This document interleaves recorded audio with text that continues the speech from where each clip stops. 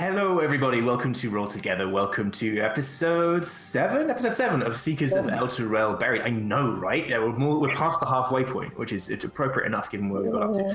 I'm George. I'll be your DM for the next 3 or so hours. I mean, it'll be less than 3 hours, up to 3 hours. What are we doing? What are we here to do? We are playing Dungeons and Dragons, as ever, as we like to do, which means that the 5 people around me are playing characters in a shared fantasy universe, Dungeons and Dragons setting.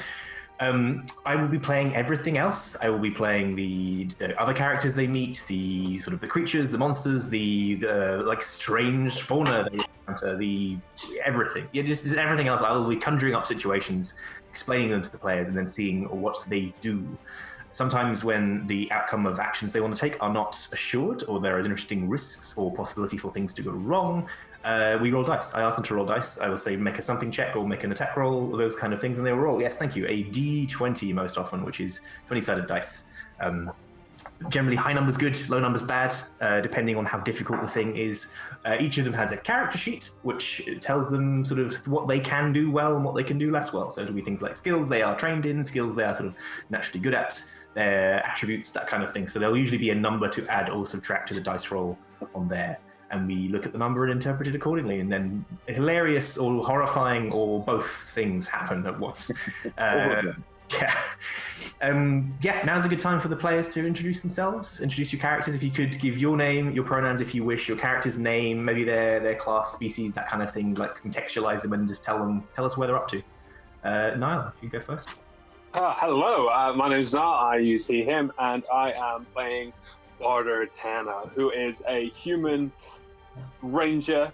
Kind of got some cool vibes going on, level 7 cool vibes, and this is not the first time she's traveled to another dimension or demiplane, and I suppose this is kind of like, it's just getting average now. As spectacular as the transformation was, I recommend listening to the last episode. I think for Varda, it's kind of like, Sunday.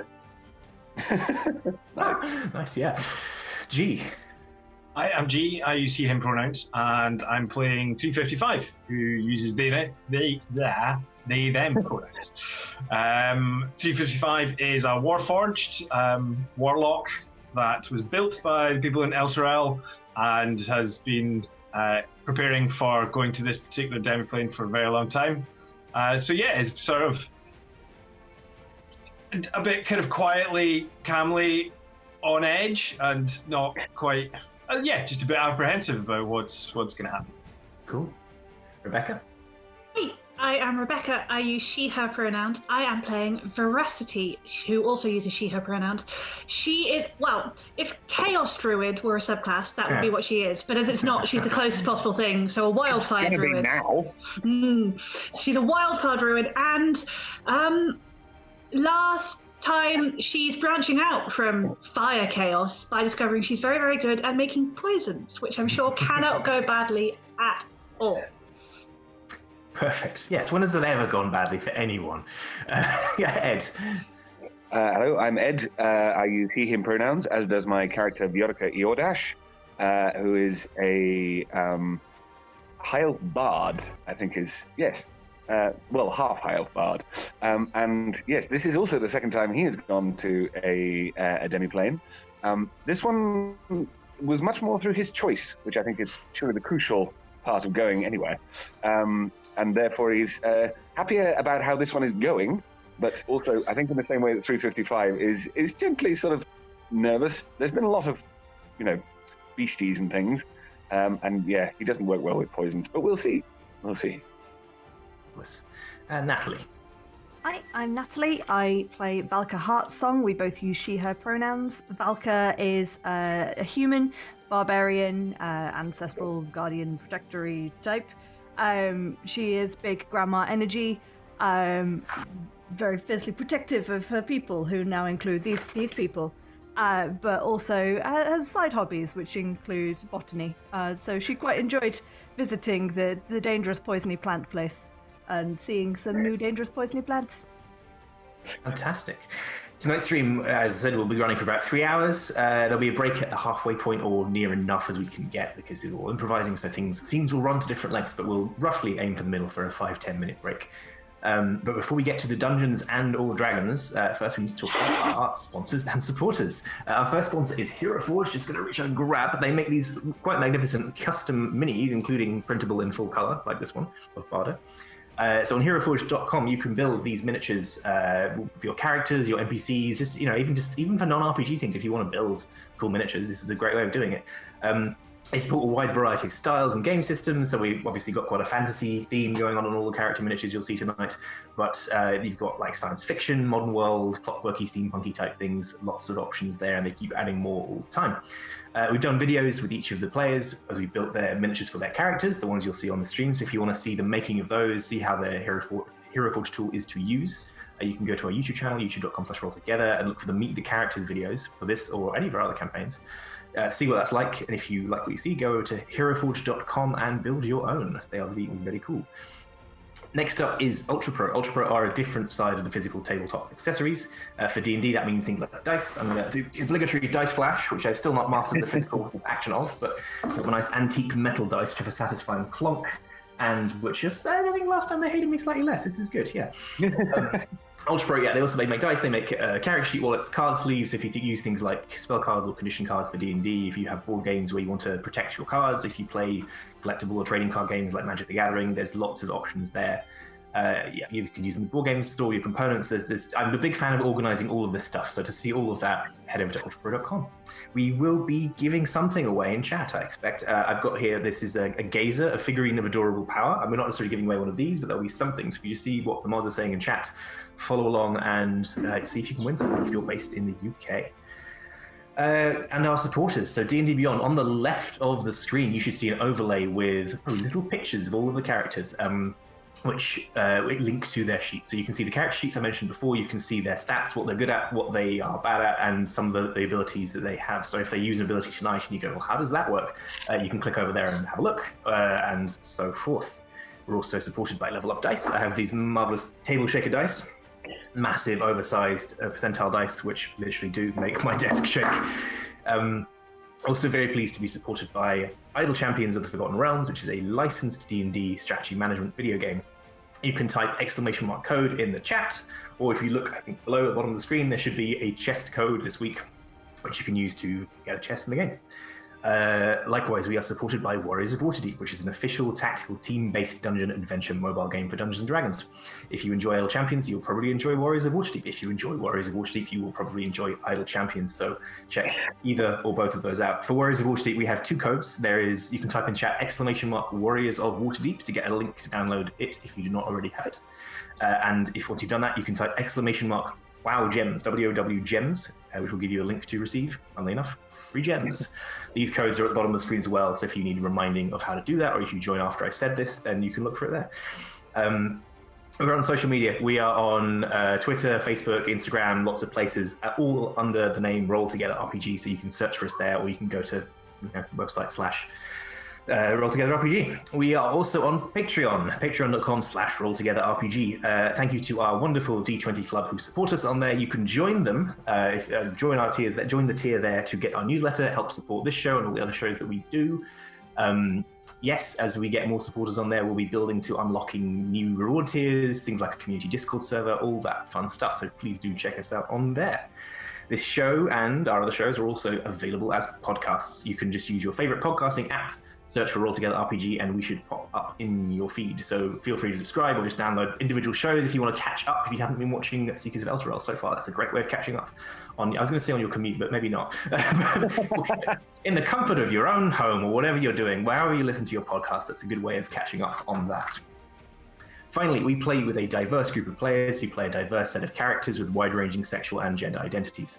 Our tables are trans-positive, and we encourage and champion trans players and characters in our games. The DM and players may portray characters that are of a different gender to their own.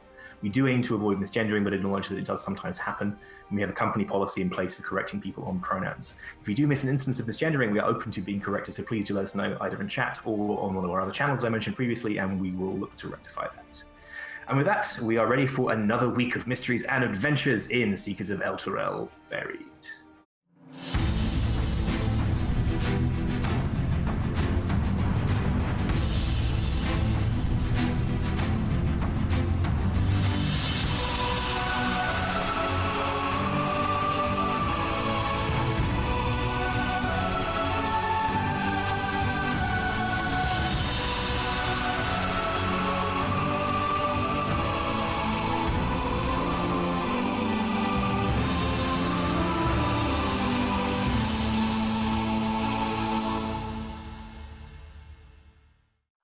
Previously on Seekers of Elturel Buried, the party are working for a senior academic at the Elturel Athenaeum and Academy Arcane, called the Athenaeum if you want to avoid that string of words. Keeper Cade, that is, who has a particular interest in collecting historical oddities from all over the multiverse. They have hired the party to enter the Hedgemaze, a long-lost demiplane, and retrieve a powerful artifact known as the Constant. The party have gone through, I think it's fair to say, quite a few twists and turns to get to this point, including in that they travelled to Baldur's Gate to acquire a symbolic key to the Hedgemaze after the one that was held by Keeper Cade was stolen. Now they've headed north to the Forest of Worms. There they cleared out some horrifying undead grub creatures from a shrine of Telona, goddess of poison and disease, appropriately enough. This was to be the crossing ritual, the site of the crossing ritual to step over into the Hedgemaze. And we ended last time with that very ritual, as Torsten Brittlehusk, the dwarven academic and a specialist in demiplanes who has accompanied them, intoned the words of the ritual. The room darkened around them. The crystal shard, the key, held by Barda, blossomed light into that darkness, leaving them... Well, let's see, shall we? Excuse me. So, yes, last time it was getting dark, it was getting bright. You had this tremendous feeling of dislocation, of everything become like that sort of sense of like not quite floating in zero gravity, but the sense of gravity just going away, like just this complete nullification of everything floating in a void of silence. You can still see each other by the light the crystal sheds. You can see yourselves, the five of you. You can see Torsten, and you can see one of the Hauliers, who is part of the ritual set, and various crates of supplies that were described in this as well to help you on your way. And suddenly you're not there anymore. There is this darkness, this dislocation abruptly ceases. There's no transition, there's not a graceful like fade through or anything like that. It's just like someone turned on a light switch and suddenly you're standing somewhere. There's a pressure to the air here. That's the first thing you notice. It's heavier, it pulls on you, drags on you, weighs you down a little bit. Sky's blue, that's good.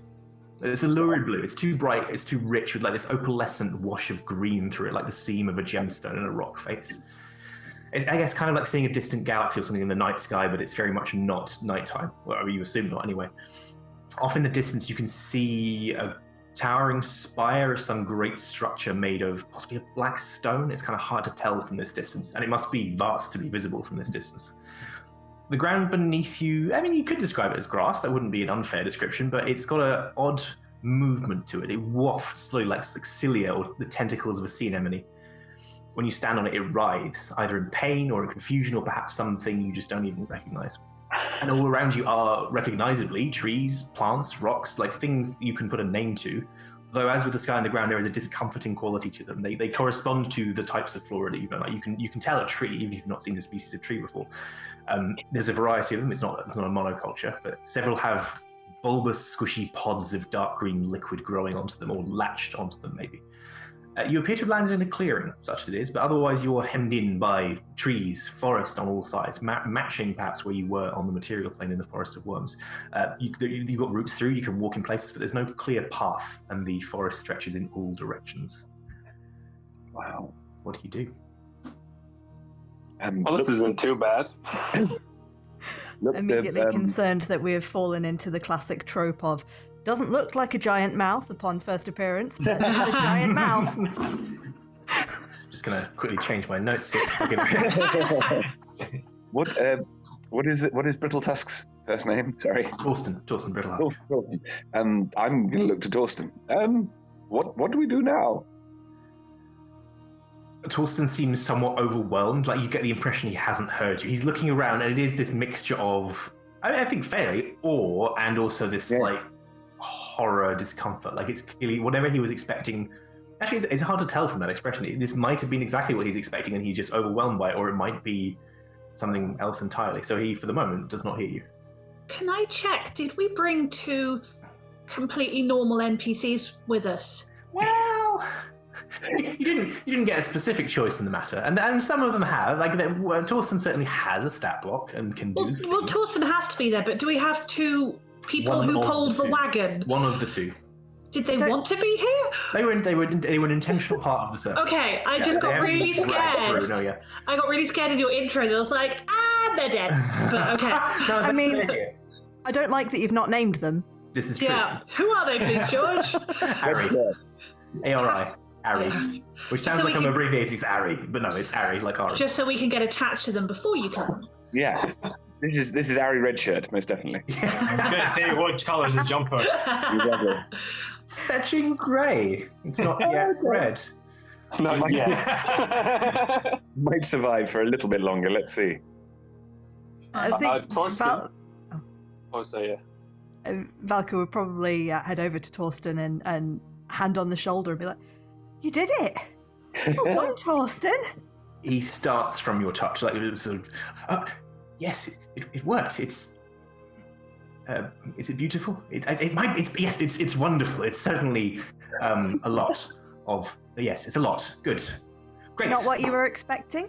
I wasn't really sure what to expect. I mean, I've studied this place for literally years, going on a decade or more. It's just, for all that we've learned about it, it doesn't prepare you for, the glorious reality of it. It is beautiful. It's certainly striking. Father's is this the right place though? This is all like how you said you didn't know what to expect, but you expected it to be a bit like this, right? Oh yes, yes, probably. Yeah, no, I mean we will establish that in short order, but nothing so far specifically contradicts anything that I thought to be the case. And do you know where we're going, or is this kind of a hey? You've got. Oh yes, well the constant is kept in a temple of some description. I mean, it might be that over there. Yeah. That one over there. Yeah, I mean, is guessing. The area that we have appeared in, does it have anything that, any sort of like plinths or whatever that resembled the room that we left? Like, is it just like a grass plain? It's like you're on a slight hill, but it's not. There's no buildings. There's nothing that looks creature made in that kind of sense. It seems to be a sort of wilderness jungle type vibe at the moment. Before we go, sorry, Ed. Before we leave this place, do we think it might be wise to mark it somehow? Do we think this is? Well, yes. No, this is base camp. You see, the supplies are mostly staying here. We can't carry. Right, we'll carry what we can, but this is a fallback point. This is a good point. This is something I forgot to mention, which is very relevant. Next to the pile of supplies, the way you've come across, actually, probably between. It'll be near Barda because Barda was holding the key. In front of you, Barda, there will be floating in the air that drifted out of your hand during the ritual. Is the crystal shard that opened the way for you? It is hovering. It has a sort of play of light above and below it. There's almost a sense of tearing above it. So if you move laterally across it, you can kind of almost see through to the room beyond, the room you left. Yes, and this is our fallback point. It points at the key. Our way out, primarily. And I'm not 100% sure that we can sort of jump rope back and forth, as it were. I'm not inclined to sort of use that until we actually want to leave, because we might not be able to get back and vice versa. But this is a point in case we get stuck. We have extra supplies. We have everything we need. But we won't get stuck. We'll make sure we're back here in ample time. Just whilst all this is being explained, Viorica wants to get out his stiletto and try and hurl it into one of the. You said that they were those big sort of things, sort of sacks. Yeah, yes. big, so like far away, because I think I've got, yeah. It's like 20 feet away to try and get on the range thing. If he misses, he'll just look like an idiot. But I'm hoping that this is going to work out well. All right. Yeah. Make an attack roll with your stiletto. Rusty's so not healing you if you spray yourself with poison. Yeah, no, understood. Healing. 23. And that is ample to hit one of these things. Roll a damage roll. It does not require a bunch of damage to do this. But... Oh, for goodness sake. Well, it's 3 damage in total. I mean, that is enough to puncture it, certainly. Your knife sticks in. It penetrates the skin of this thing. And then sort of the weight of the stiletto drags it down, and it falls free as the liquid starts to pour out of this thing. There is a similar, slightly luminous. If you imagine like a cartoon radioactivity kind of thing, that's the level of like slight light within this liquid that pours out of it. It just sort of pours onto the ground below this tree, and the sack slowly deflates. And it doesn't hiss. It doesn't. My dagger seems to be all right. It does. Yeah, it seems to be unaffected. It's covered in the stuff. I guess it'll land. It'll both get it on from that, and it will land in the pool of the stuff that forms below. But it doesn't like dissolve in acid. It doesn't seem to. There's no immediate visual effect. You're welcome to investigate further if you wish. Just wanted to check that out. I thought that could be our marker, but maybe not. And I'm going to go over and investigate and try and pick up the... Wait, before you touch it, do you want me to check if it's going to, like, melt your hand off? Yes, that would be great. Just hold on for 10 minutes. Okay. If everyone's happy to wait for 10 minutes, it seems like a smart thing if we've turned up with completely strange vegetation. Veracity will ritual cast detect poison and disease, just to see if we can touch things. Good idea. Well, so far. So Veracity's casting that. Viorica is holding off until that happens. What's everyone else doing? So 355, what are you... 355 is, well, as Veracity starts casting, would fly up, I think. Sort of just above tree line and just try and get a better view of the area, the tower in the distance, that kind of stuff. How high do you want? I guess you're going as high as you need to see. That's probably a redundant question. If you could make a perception... In fact, I'll establish what everyone's doing, then we'll pick off the pieces. So, Barda, go one at a time. Barda, what are you doing while... Yeah, I think Barda's kind of with 355 shouting up towards them, trying to sort of reconnaissance what they can see from ground level from what 355 can see from above and see if they can... Yeah, if I can take the help action to help perception rolls. Yeah. I don't know if describing what I can see from down here helps. Yeah, we'll go with it. We'll come to that in a second. And Valka, what are you doing at this point? I'm probably seeing the scouting has been very well covered. The Veracity is infinitely more qualified to investigate plants than she is. Valka will probably just start helping Torsten set a few things out. Cool. Yeah, the Ari, the haulier, is unload. There's obviously a sense of that. You've got way more supplies than you could possibly need for a few days. That's intentional. But there's an element of like decanting some of these into people's packs, or like putting out the stuff that's intended for short-term use. Val can make sure that everyone's pack has some biscuits. Yeah. Also, I love the use of the word decanting. It makes me think that everyone's sort of getting a little sniff for a port.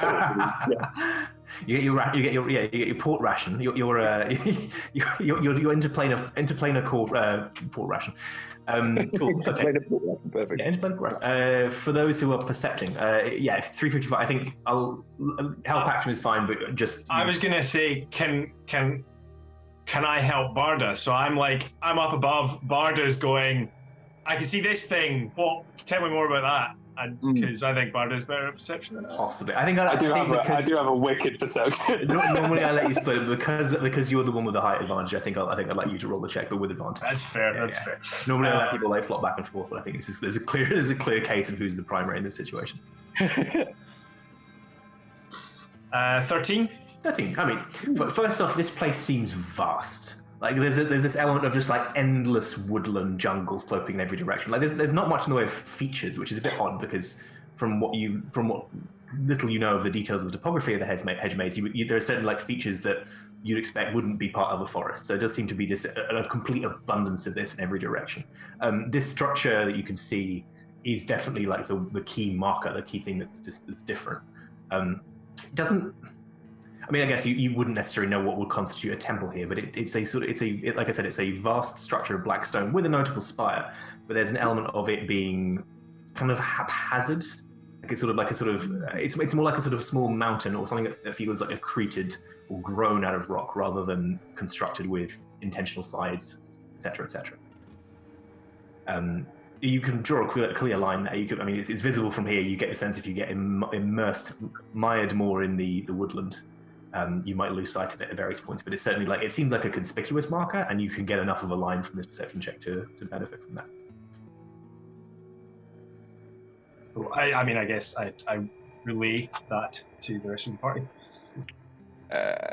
Yes, so Viorica, waiting for the thing to be done before he retrieves his stiletto, wants to go over to Torsten and say, I understand this may not be a question that can possibly be answered, but what kind of beings, if any, are we expecting here?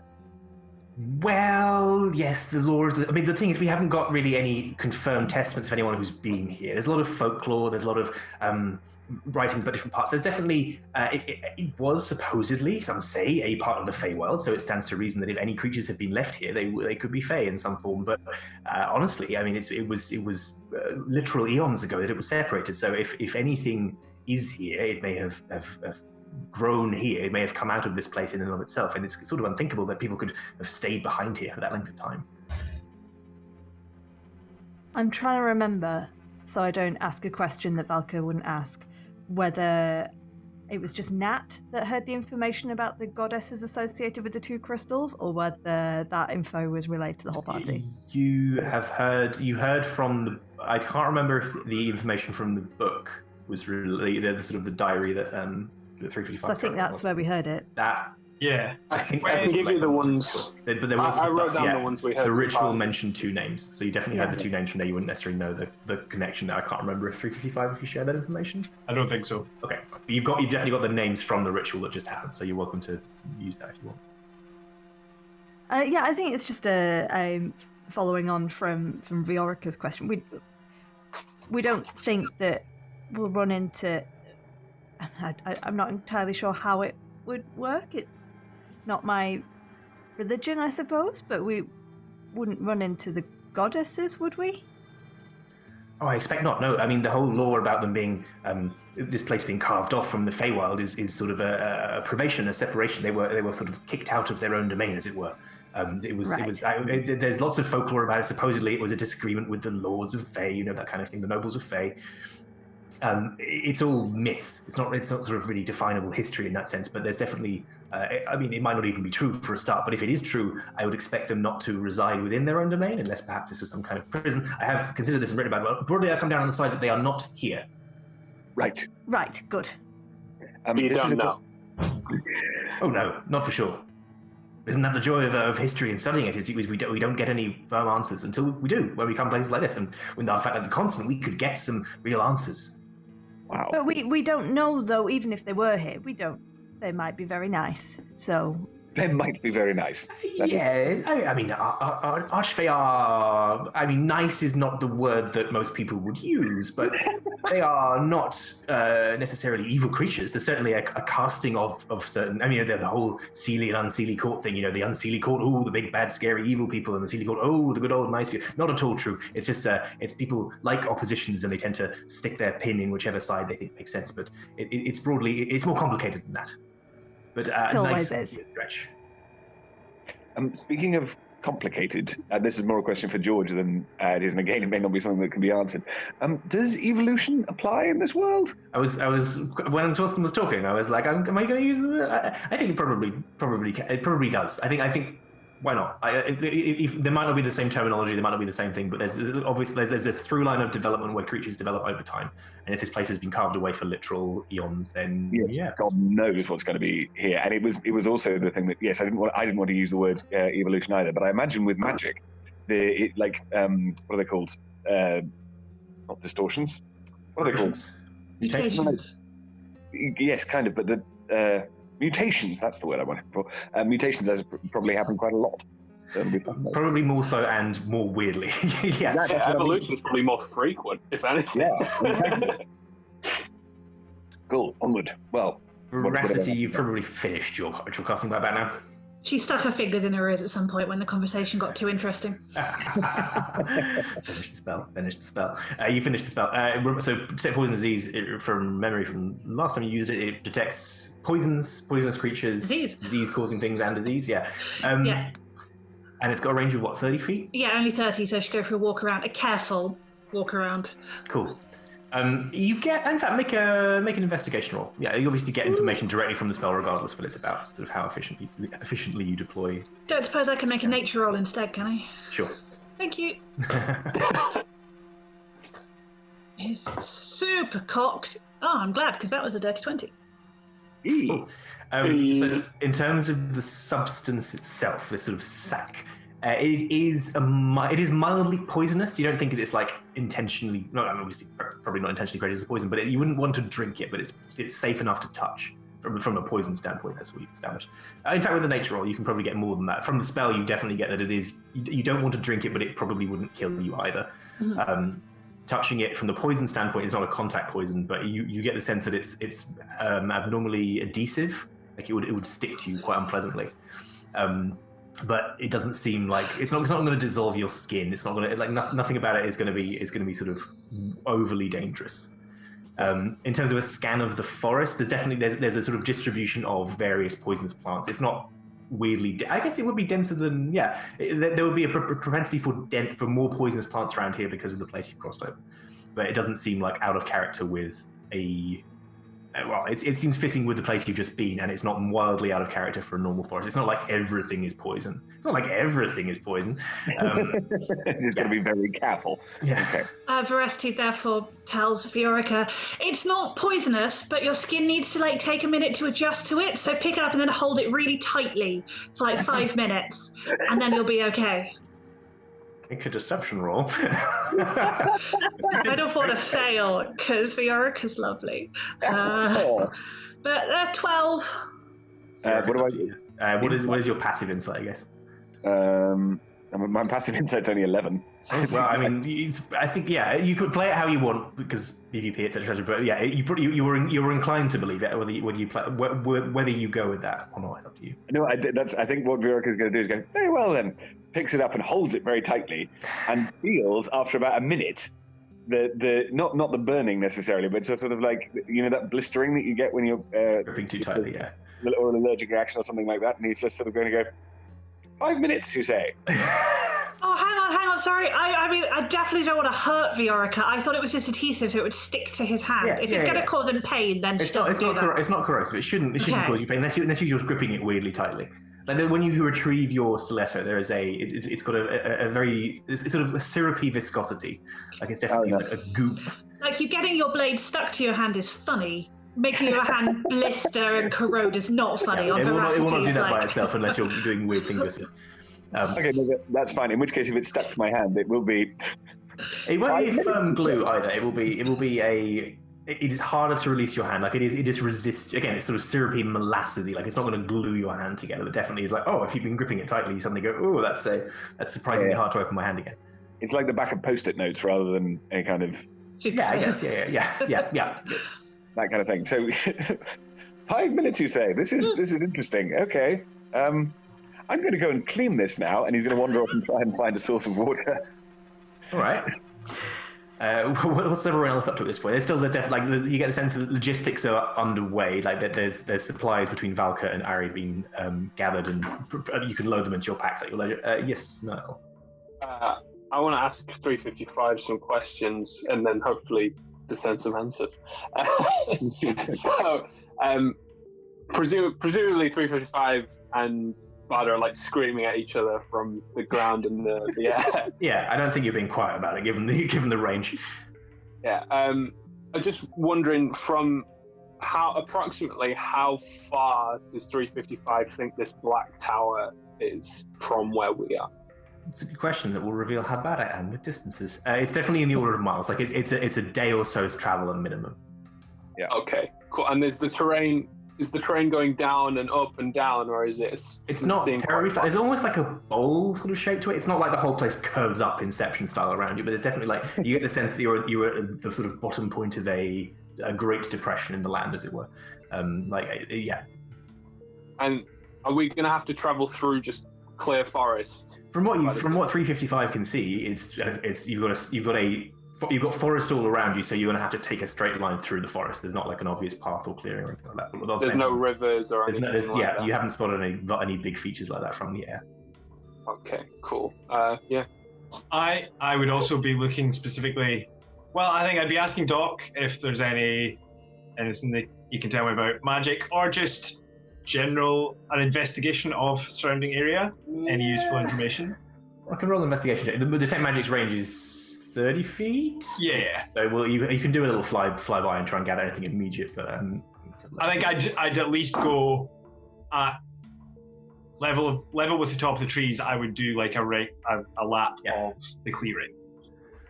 Right, I'm not picking up any weird magical signatures. I mean, it's a bit of an odd one, isn't it? You'd expect more variation given what we know. It just seems like a massive, great jungle, forest, sort of both. Indeed. It seems very uniform. Yeah. Is that weird? It seems weird. I believe that it feels unusual to me. Well, I suppose, as much as anything here. There's pretty much a giant flipping sign painted on that building, but I mean, I don't know if that's a reliable source of information or what. Sorry, I spoke over you. I didn't know that properly. I mean, to be fair, I started speaking of you. Well, I mean, it's kind of like a giant flipping sign painted on that building, as it were, but I don't know if that's information to rely upon or not. Indeed. And I would also be looking, other than, like, there's no clearings or anything, or it's dense all the way to the tower. Are there any other clearings, like, around that are sort of similar to this, that might be where somebody else might have arrived? You can't see it. Like the clearing you have and the building are basically the only like of that scale stand up. There are little like pockets where there aren't forests and stuff like that, but nothing that is of this scale. Okay. Which again, you'd expect more from a natural formed forest.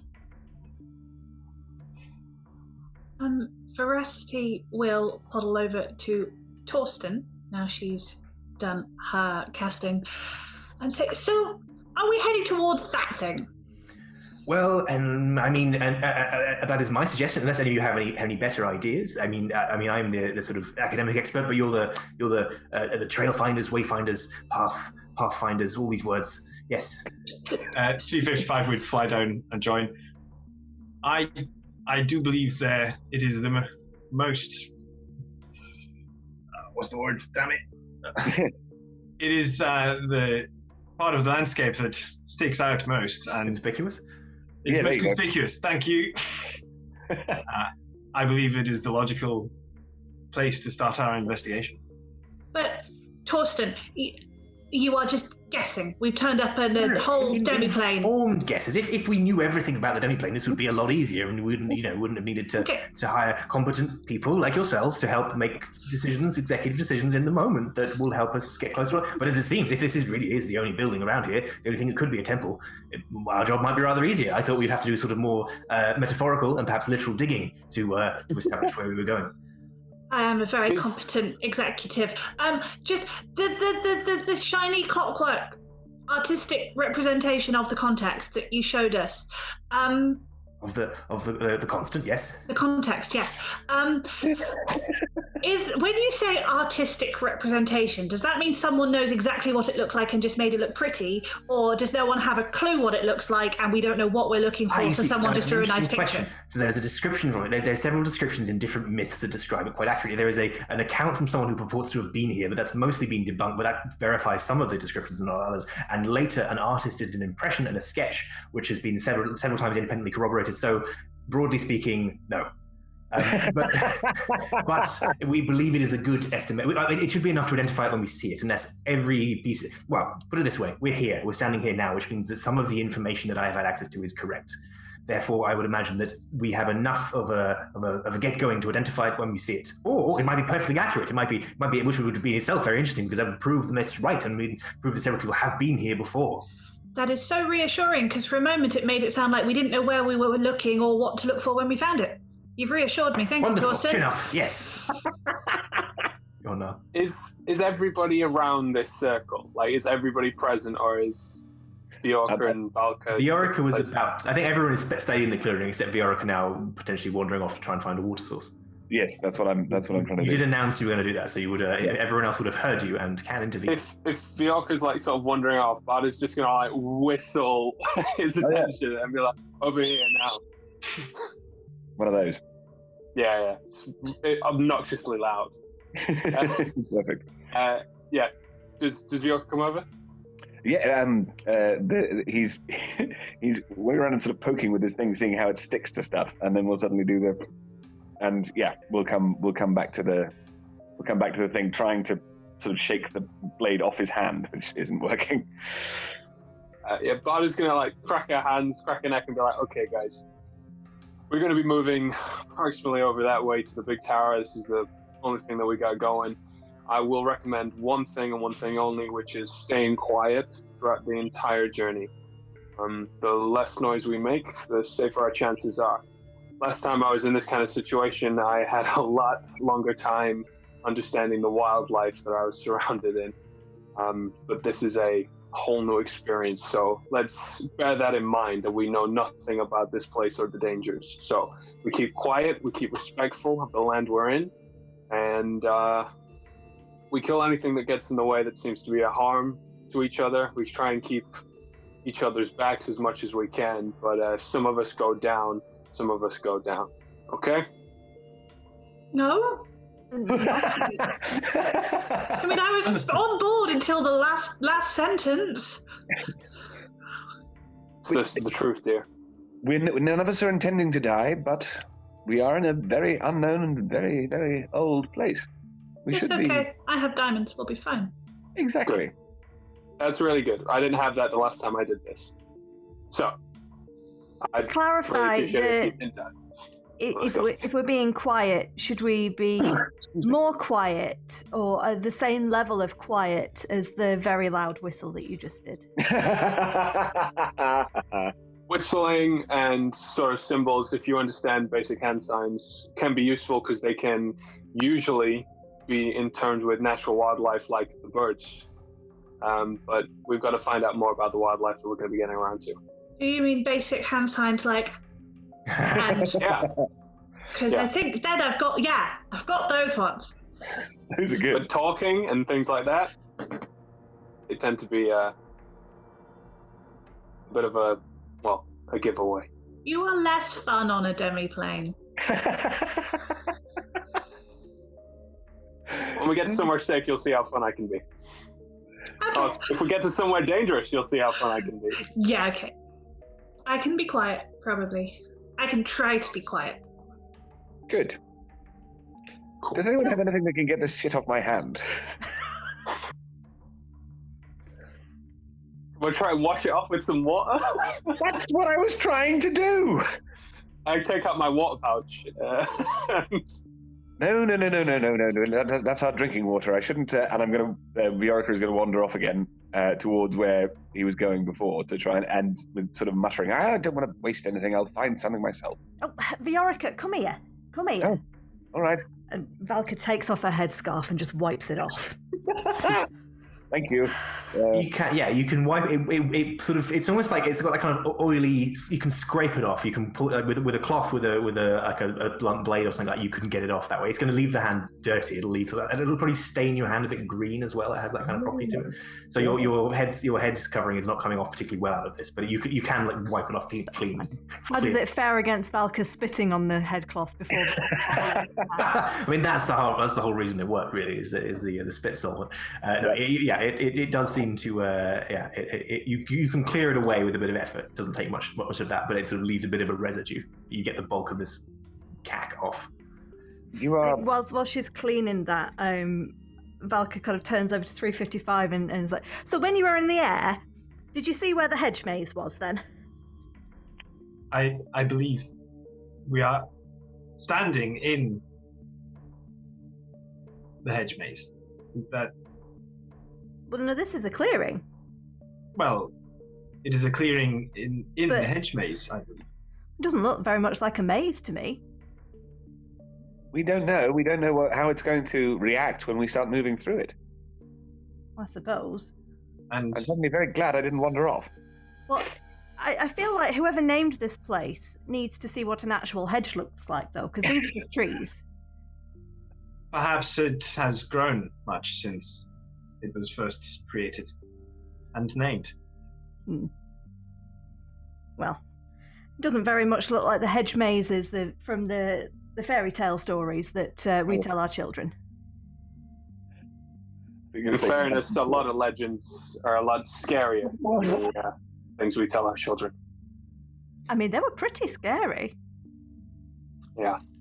And Barney just starts walking into the clearing. There was one thing. The box. Could you grabs a little box from one of the supply crates, opens it, and it's got a set of 5, or I guess 6 is. No, Tossum already has on. 5 pocket watches, each sort of lined up in the box. One for you. Yes, synchronized watches. We can. So we've got we should have 5 days, or maybe 7. Depends, but we're assuming 5. But we've got to be careful because time, there's always the risk with plane of travel. Time can get a bit squiffy, but we absolutely must be back here before 5 days are up. No matter what, if we get separated, if nothing else, fall back here, and we can always get out again. That's the key thing. Yes. Torsten, is there any way that we could leave some kind of magical marker, or I do not trust my sense of direction to get back here, depending. We have chalk. Chalk. We have string and other things. I mean, we could use magic, but magic doesn't always last. The symbols, it tend to be very short term. So we can do that, but I found chalk is very reliable. Understood. Let's chalk it then. Thorsten, forgive the question, and it's definitely not going to happen, but currently you're the only one of us who knows how to get back again. If you die, how do we get home? Oh, there's no, as far as I understand, there's no ritual or special cantrip from this side. That was very much opening the way. The way is now sort of open, like a door being left ajar, if you will. So you can sort of use the crystal to open the door the full way. So I think doing that, grasping the crystal and intending to go home should be sufficient. Though, as I say, don't do it yet, because we're not sure that the door will stay ajar if someone actually were to walk through it. As far as you're aware. Again, yes, no, it's very much a theory. A theory, yes. If we are leaving supplies and someone here, should we also leave the crystal in case it is lost or damaged? Well, I mean, moving the crystal is the crystal's part of the doorway, and we can't sort of move one without potentially dissolving the other. What Ari's going to do is going to build a sort of hide, if you will. There's some supplies in the boxes, but it's going to be a sort of small disguise to at least mask its presence from anyone who may come this way. Because, as you said, there may be others after us, although hopefully that's not going to happen. But yes, that's one of the reasons that Ari's staying behind, is to safeguard the entrance. Sorry.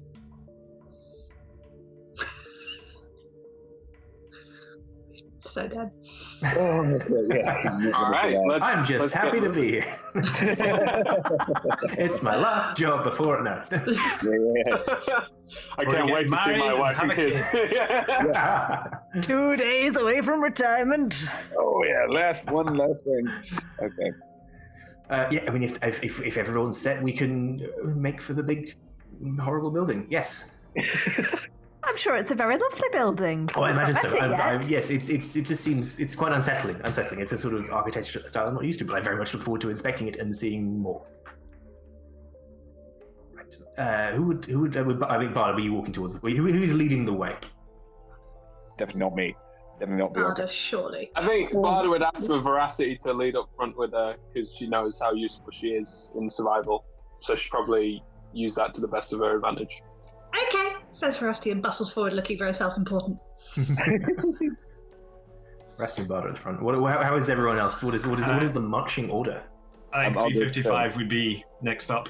Okay. And then Viorica behind 355 then. I'm going to put Torsten there, maybe Viorica in the middle.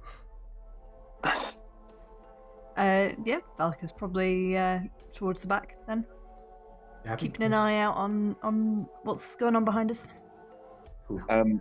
Viorica, this doesn't need to be a full discussion, but Viorica will discuss with Torsten the idea of taking back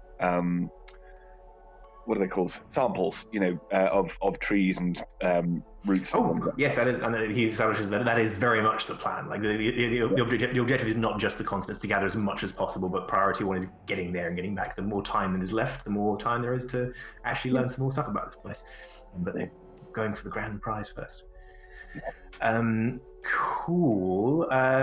Should I have any two people can make perception rolls, and any other two people can make survival rolls? I'm assuming it's the two at the front who are doing the latter, but up to you.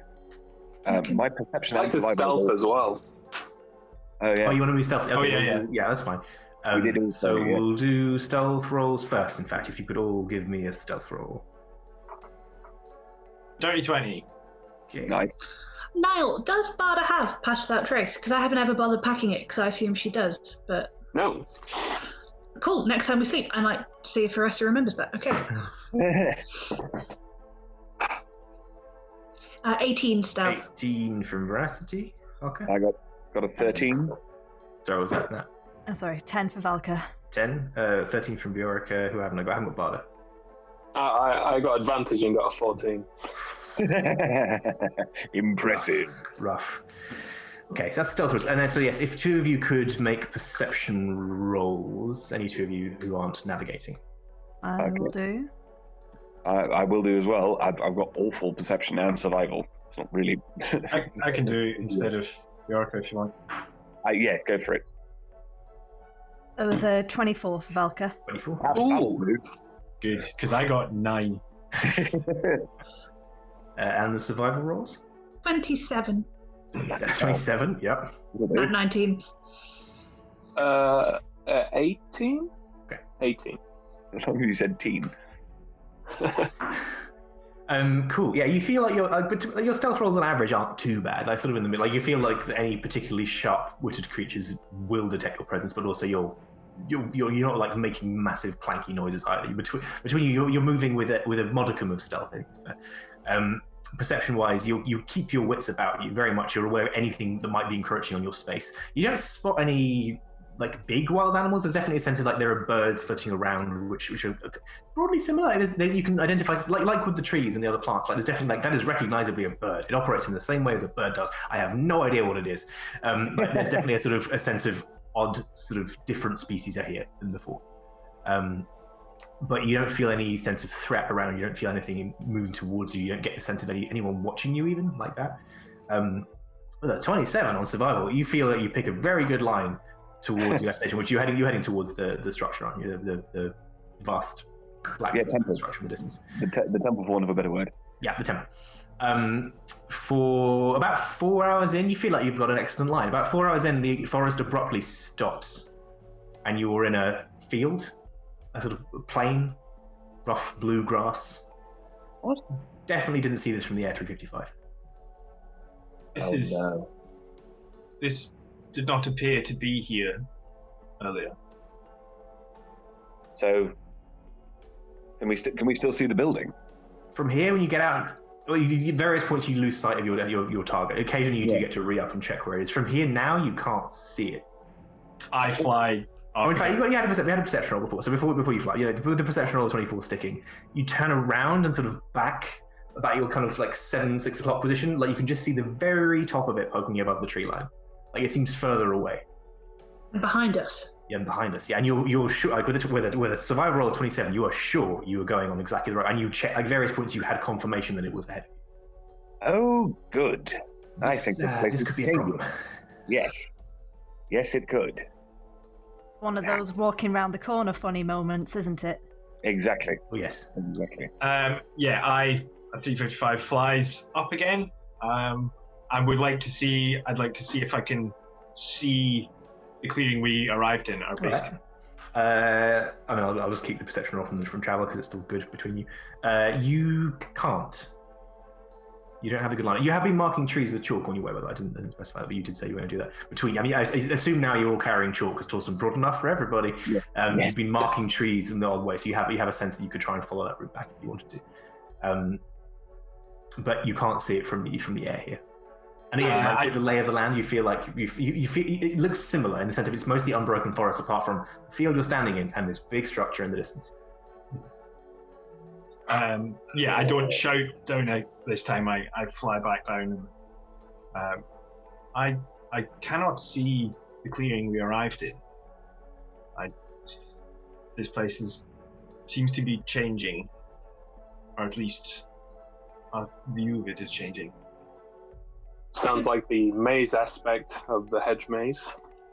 Do we turn around, or do we assume this is a magic field, and once we get through it, we're back on the right path?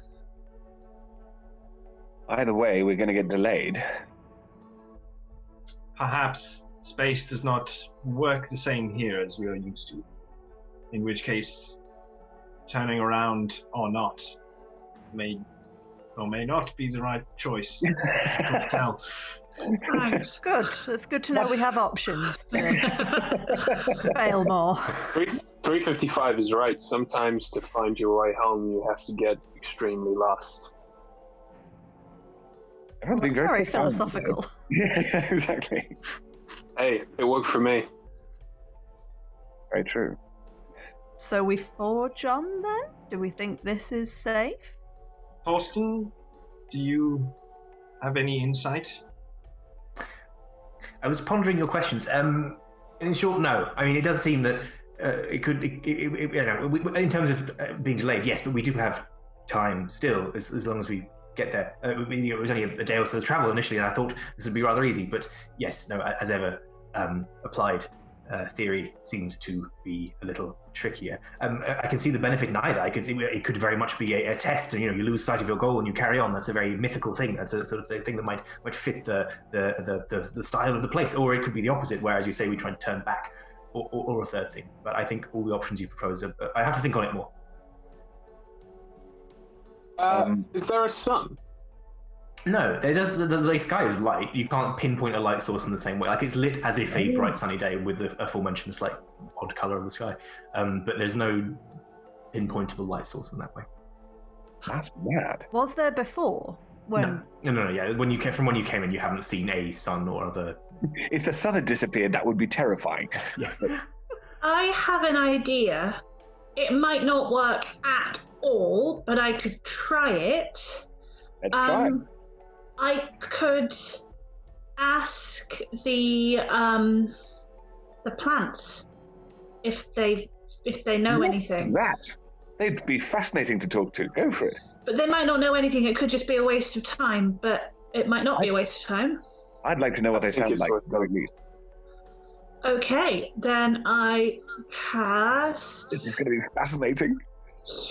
Are you doubling back George the forest? I mean, you've got grass where you are. You can ask the grass. Ask the grass. Ask the grass. Or you can add. You're right on the edge of the forest. So I assume you stop there, so you can just talk to a tree. Talk to a tree. Yeah, I'll chat to a tree, a boundary tree. Right. Yeah. It seems to be between the forest and the field. That seems the best bet to get a smart answer. Important job. Yes.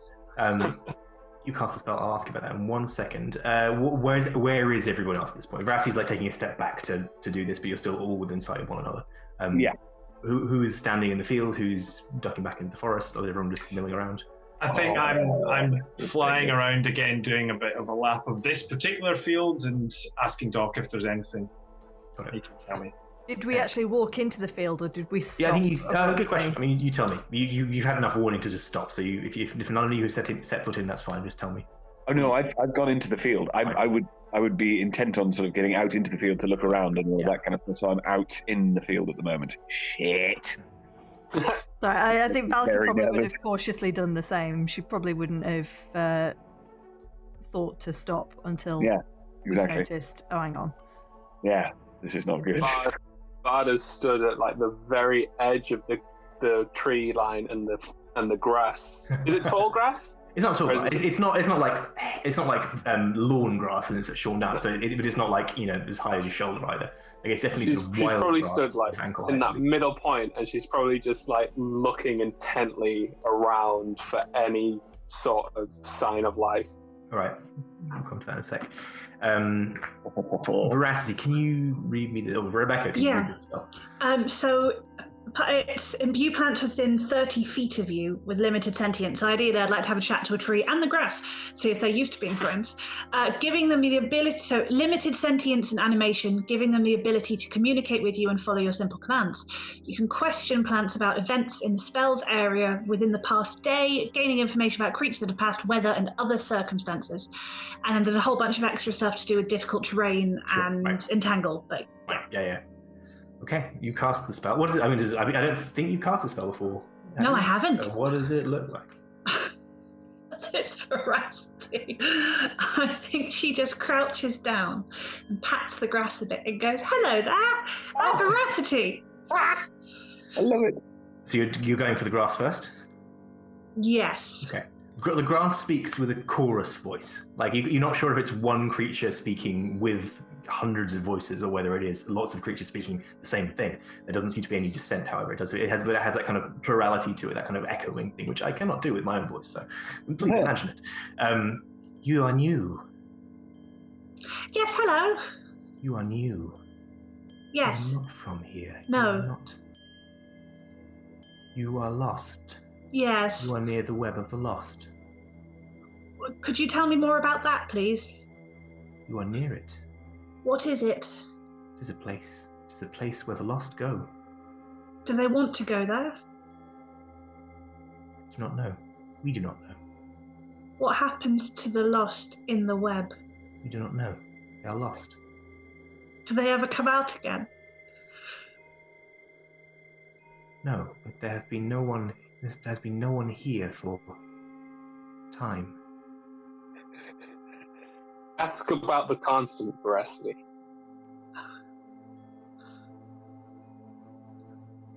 My friend couldn't see you from the sky, and now you're here. Are you always here?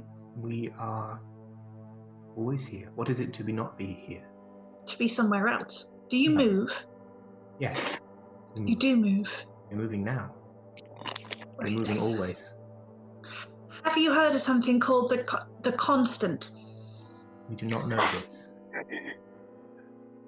No. How do we get to the temple? Tall rocks. Do not know this. We have not touched a temple. What useful thing could you tell me? Clever. Try to think what is useful to grass. The best nutrients are on the far side of the field. If I walk through the field, paucity.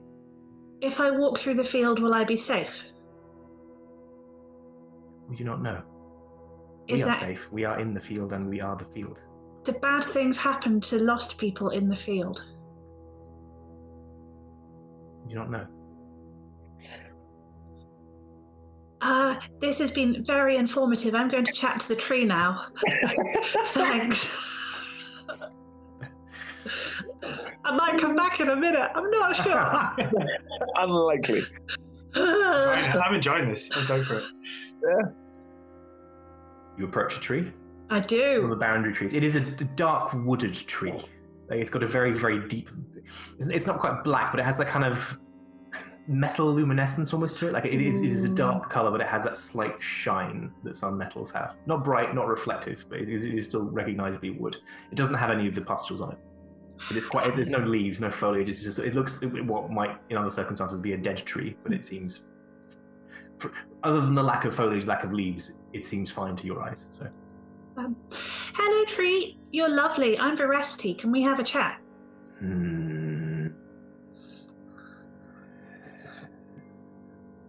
Hello. Is your name Treebeard? Hi. No. What are you? I'm a gnome. He just waits. I'm a person. I don't come from here, and I need to find my way, and we've got a bit lost. Can you help? Yes, you are lost. Lost but not found. You are near the web of the lost. What is the web of the lost? It is a place below the ground that is here and isn't here. It approaches you as you approach it.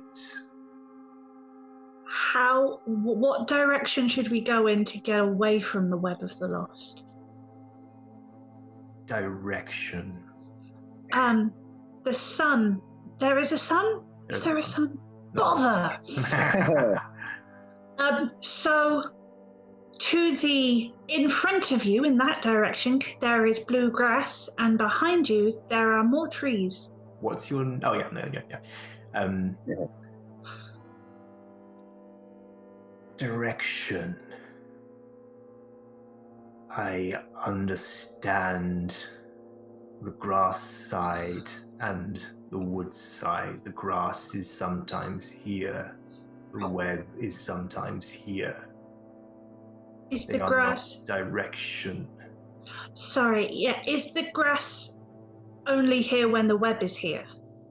No.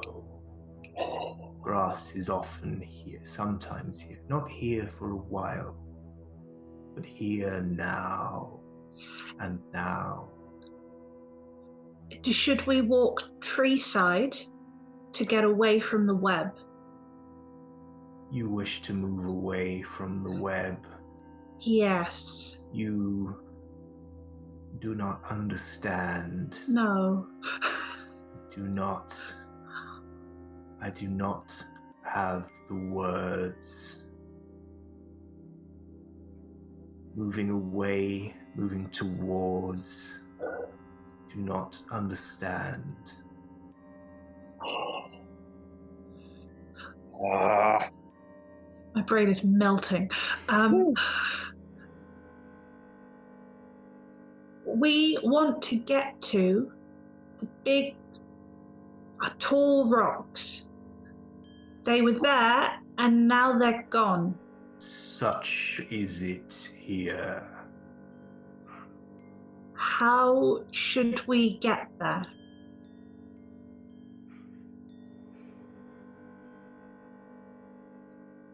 You get the impression that it's thinking.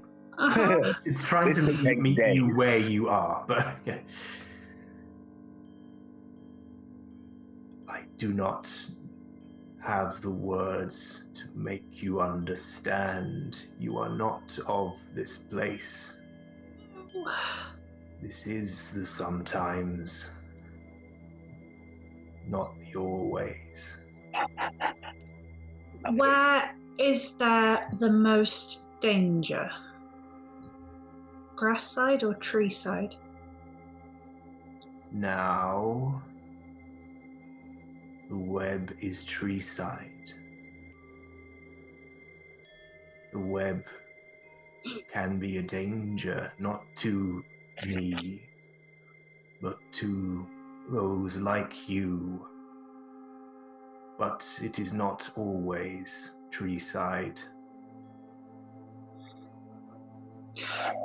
If we want to get to the tall rocks, should we keep them in sight or keep walking the same way?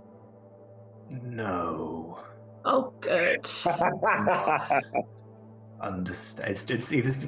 It's genuinely conceptually struggling to meet you here at this part. It is not. Yeah, no, I'm not being deliberately obstreperous either. No, I know. It's you can amazing. see Veracity's frustration at this. Yes. If you have a passive of more than 2, then yes. Varda's going to put her hand on your shoulder and she's like, Veracity, I think we're just going to have to keep going. Okay, I have one more question, if that's okay. Can I do anything for you? No. This is the sometimes. When you leave, things will carry on, as they often are. We do not require anything. Right. Thank you for trying to be helpful. Bye-bye. That was awesome. Veracity. Really cool. Oh, George, that was amazing, but also Veracity is so frustrated. Veracity will break the spell and then full-on stamp her feet. She'll like, I thought that was gonna help, and I just wasted some magic, and they were really nice, and I've never felt so stupid. It might still help. You're not stupid, okay? What did the tree say? They said a lot about not having a clue about directions or whether there's sometimes time and always time. Oh, but they said there's something called the Web of the Lost that sounds super dodgy and we shouldn't get trapped in that. And the web moves, but currently it's in the trees and not the grass, so we should probably go forward and not back. And then I asked a bunch of other questions, really specific, great, carefully worded questions about how we find the temple, and the tree just went, and I don't know anything. Okay, that's fine, all right? Look, time and space can move differently in these kinds of places, all right? Sometimes when you travel, it's like you're not going anywhere, but the world around you is moving instead. Does that make sense? No. I know, darling, I know. Look, what I'm trying to say to you is the last time I was in this kind of situation, the world around me was constantly changing. From something you think you knew, a land point would be gone in a second and would never come back. So the only thing we can do is keep moving and hope that eventually the right thing shows itself. And we might have to get a bit dirty on the way, and maybe we'll make it to this Web? Web of the Lost. Apparently we are the Lost. I think that's pretty accurate. We are pretty lost. So look, let's get really lost and then let's find ourselves, okay? Yeah. The grass is also pretty chatty, so if we're going through the field, just step lightly. Viorica is going to come up. That's it. Sorry, I was just playing up part of thought of being like, I'm not going to do that. But okay. I really enjoyed it. Viorica is going to come over and give. I don't know whether this. He would either kneel down or pick Veracity up in an enormous hug, and say, "Well done. That was really, really cool. It was really cool watching you talk to the plants." But I don't know whether this is over to you, Rebecca. Whether Veracity would prefer to be picked up or knelt down to. Either's great. I think we have enough of a friendship and Viorica sensitive enough that neither would feel patronising. Good. Possibly a massive cuddle. It wouldn't have happened for years, so she'd probably really enjoy it. That's what I mean. That was the idea. Yeah. That was so cool. It's sort of good enthusiasm. I'm sorry I made your hand sticky. I thought it would be fun and then it would go away and it's still a bit green. I'm sorry. Yeah, don't worry. Now I've got a green hand. It's really cool. Yeah. If you need camouflage, you could just hide in a bush and go. Exactly. Perfect. Also, I think we can't underestimate the excitement of you can talk to a tree. Yes. What did it sound like? Because I sounded like Veracity, but then, what did it sound like? Was it just like? George. You can decide that, Rebecca. You could, because it can be that you're sort of essentially doing tree telepathy, or it can be that you're doing something non-verbal, or it can just be that you're speaking normally and the tree's magically understanding you and vice versa. In that case, I think it's tree telepathy, but every time Veracity gets a bit excited or frustrated, she vocalizes in weird tree language, so it's silent, and then occasionally a Yeah. Awesome. Cool. And I think it's fair enough that the tree didn't know how to get to the tall rocks, I because the know. tree's never been there, so I wouldn't be too frustrated. I I wasn't frustrated with the tree. I was very polite to the tree, and then got cross afterwards. I promise I didn't tell off the tree. Oh, I'm sure you wouldn't have. That's fine. You never know. Maybe the tall rocks have been to the tree. Sorry, not the right time. This is so Team Wholesome. It's really funny. Oh no! No, where is the lovely sarcasm gone? Okay. Yeah.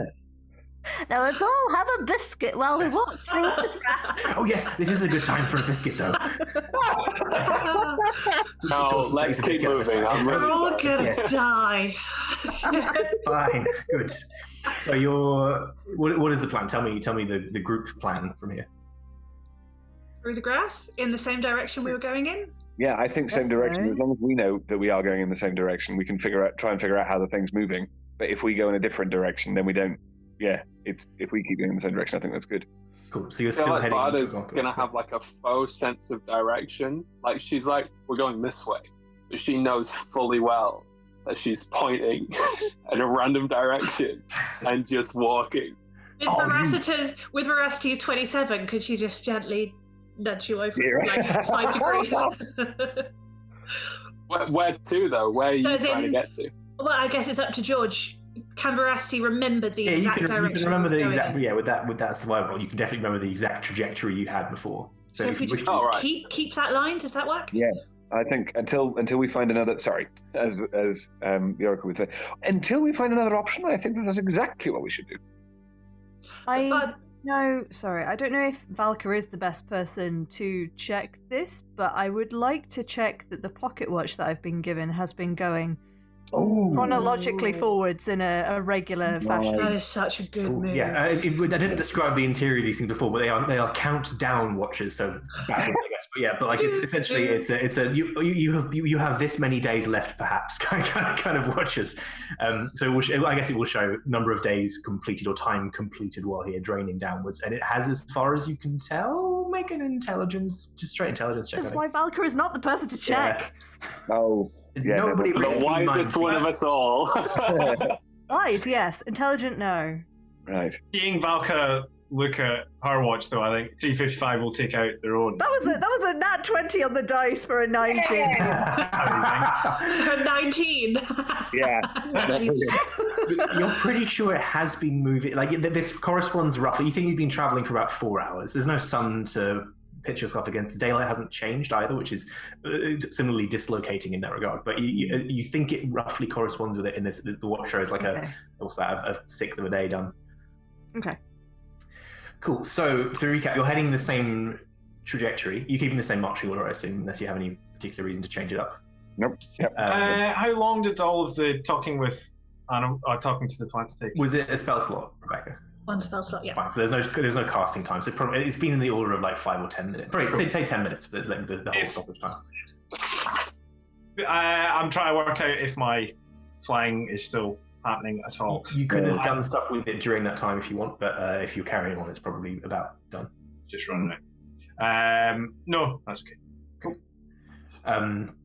Cool. You cross the field, and you're trying to call this place as bluff. Is that accurate? You're trying to like you know your direction is correct. You're trying to see if it gets you back to in line with where you're trying to get to, which is that's the plan. That's the plan.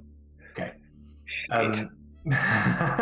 The field takes about maybe 30-40 minutes to cross. It just seems to stretch out. Like it's not like I describe it as a field. It is kind of a plain just in the middle of this area, and then you hit more forest. Like it seems quite suddenly you're there. You're at the edge of another forest in the same kind of way. You start moving in. Can I have another set of rolls? And then we can keep the if you want to re-up your stealth rolls and try and do better or worse, you're welcome to do so. Or we can keep those ones. I'm happy to. I will try and re-up my stealth roll just because I think Jericho, once he gets to the forest, will then start doing a bit more of the stealth. I'm going to reach. Everyone can get a fresh one. I think it makes sense because you've gone through an area where it's been quite challenging to Mine stealth. was good. Yours was good. Yeah, that's always the risk, isn't it? Oh, 19. There you go. I've got up one. There we go. Yeah, see, the problem is with rolling with disadvantage, I was at 10, which is not great, but it's not terrible, and I'm concerned it could get worse. I've got a dirty 20, so I'm very happy. Nice. 20 from I also dirtied my 20. I got a 16 this time. 16 from 3. That is very disappointing. That was, with disadvantage, it was still a 10, which is good. The other dice was a natural 20. I hate that. Those are generally the worst rolls. But yeah. You see a glimpse of a parallel universe, and you know how much better it could have gone. Exactly. Good work. Perception rolls from two, same drill basically. Perception rolls from 2 people can be the same 2, can be different 2, and survival rolls from 2 people.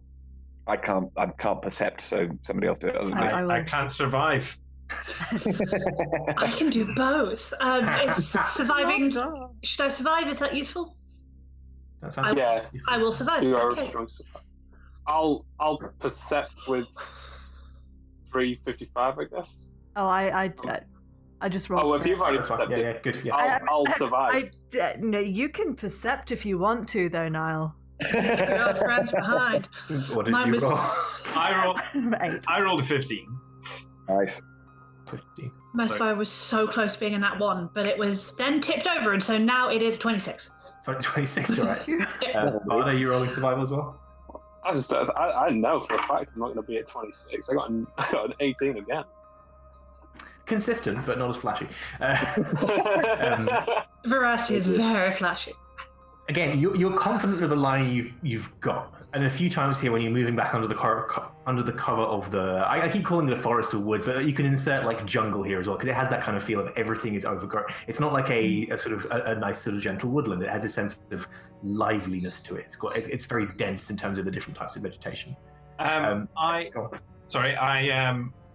When I was thinking of still flying, I guess I just had a question that can still be answered now. Can I, how dense is this cover? If I was flying above, would I still be able to see and keep track of people below me? At some points, yes, but not always. There are definitely points where you are covered by the canopy.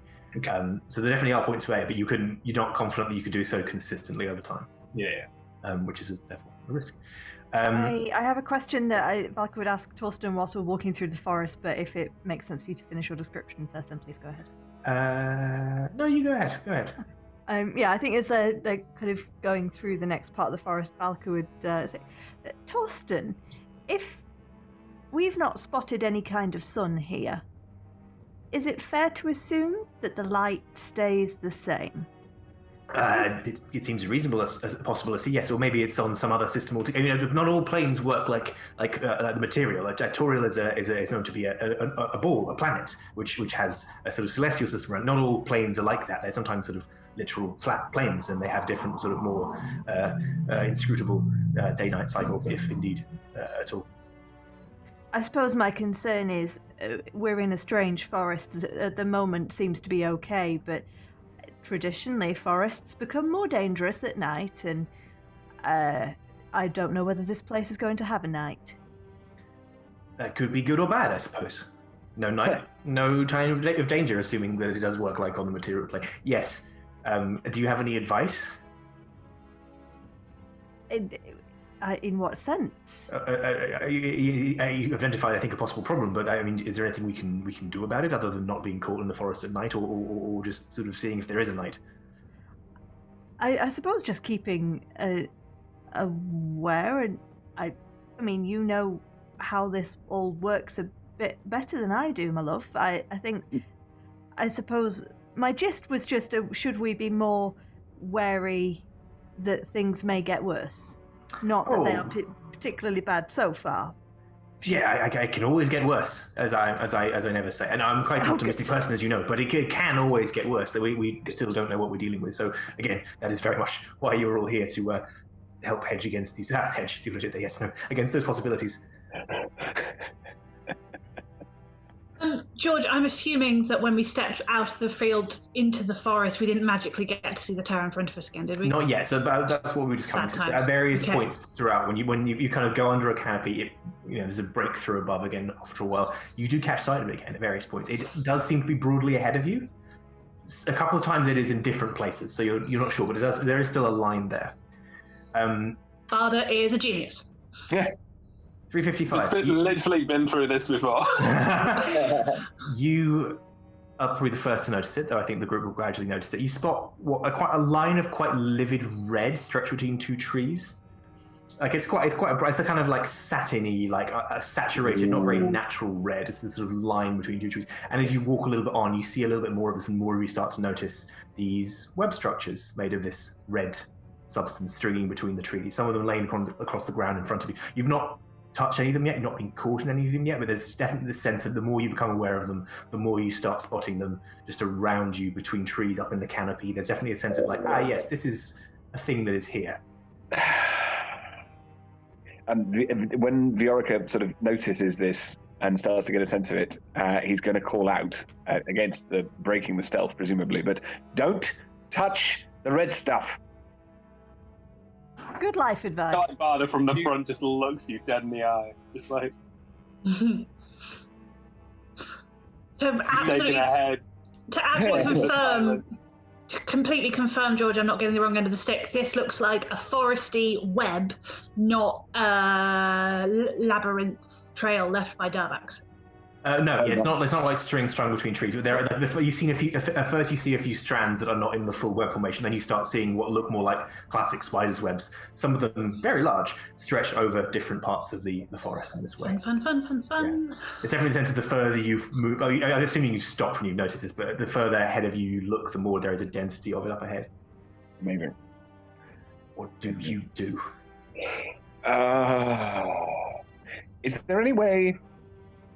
Did Veracity tell us that the trees had talked to the web of the lost? Yeah. Is there any way that we can tell? I mean, everything points to this being the web of the lost. I don't want to touch it. No. Reasonable. I agree. So the tree said that the web moves, it comes and goes, so we could wait it out, but time is a bit important, so we could keep going carefully. The tree didn't imply how quickly it moved between. No, I didn't ask, but I guess if I did, the tree would probably have gone, I don't understand time. So. The faster we move through this, the faster it'll move. But towards us? Or with us? I mean, if it follows us, then we don't want to move at all. Unfortunately, this is the kind of situation where we don't get to pick. I think this thing was following us from the start, like you say, and we're going to have to just grin and bear it. Well, we don't know what it does yet. That's the problem. Let's not find out. Ari? No, we're not going to do that. Ari's not here. Ari has sensibly stayed. Well away from all this. Yeah. Yeah. Go through carefully, I guess. Is- No, sorry, Viora, go for it. This is an Ed question. That case. Does it look as though so the webs are attached to trees or the ground or whatever it is, but the trees don't look changed by having the webs on them? No. I mean, they're still weird trees, so you don't know what they were like before necessarily, but they look like trees you've seen so far here, and they just appear to be covered in this rather than like altered by it. Given that the suggestion was the more we move towards it, the more it'll move towards us, is that to suggest that actually to get rid of it, we ought to do nothing at all and stay put? This was my thinking. Until it gets bored and goes away. Exactly. If you remember, we were stood in the clearing for a good amount of time setting up. Ari's going to be there. They're not going to move. If we stay here, we stay here. If we go somewhere else, eventually we'll leave it, but we'll probably have to go deeper into it. Why don't we keep going for now while it looks fairly easy to avoid, and if the further we get it becomes impossible, then maybe we stand very still and think of a second plan. What are the chances that if we try and leave it, we'll just follow it? That's what I'm trying to say. If we go into it, then we'll probably be more likely to leave it. If it was following us, if we tried to leave it, we'll just walk straight into it. It's kind of like a no-win situation. I love So those. you think we should go through rather than around? I think we're here now. Best make, the most out of it. And she pulls out a bow and arrow and she's like, try not to touch the webs. My experienced spiders know you're there. George, does this, if I'm allowed to ask this, does this look like the sort of thing where having a good dex score will be useful? If it works anything like the spell web, then web, which I think all of web effects do work like that. There's a dexterity to saving throw to avoid the effect, but if you become enmeshed in it, entangled in the webs, it is usually a strength-based thing to get out of it again. So yes, but not entirely. Would Veracity think that possibly Valka is the least light on her feet of the party? I don't think Valka would be offended if she was. In that case, if we decide to go through, as we go through, Veracity will just creep up to Valka and reach out to put a hand on her elbow and cast Enhance Ability, giving you Cat's Grace, so you have advantage on dexterity checks. That's very kind of it. I think just before you, in response to Barda's try not to touch the web, I think Valka probably would have turned around and said, easier for you to say, just as you approached. That should make it a bit easier. Thank you. No worries. In return, you can pull me out if I get stuck in one. Deal? Great.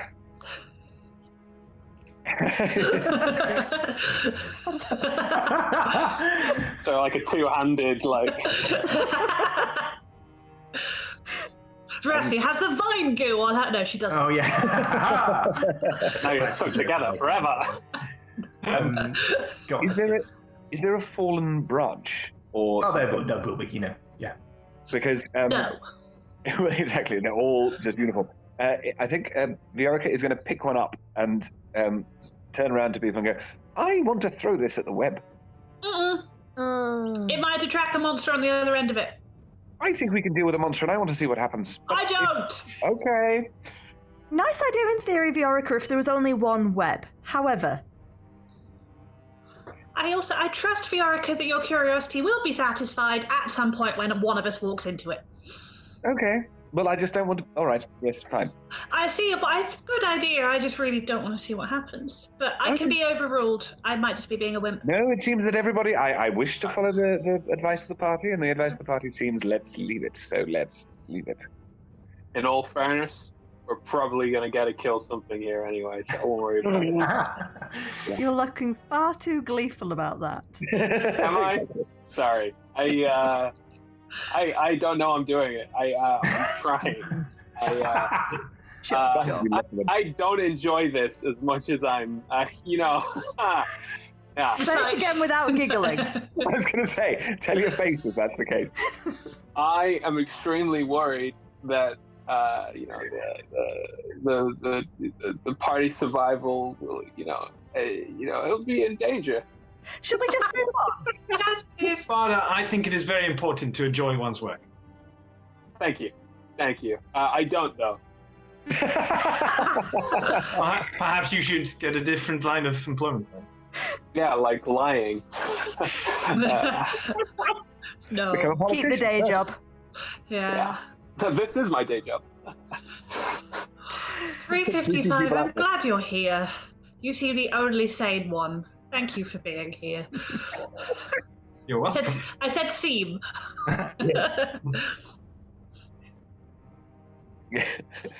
Onwards, I guess. Onwards into the web. Who is setting the direction? You just carrying on the same direction you are. Yeah. Tell me where specifically are you trying to go? The straight line towards where the tower was last time?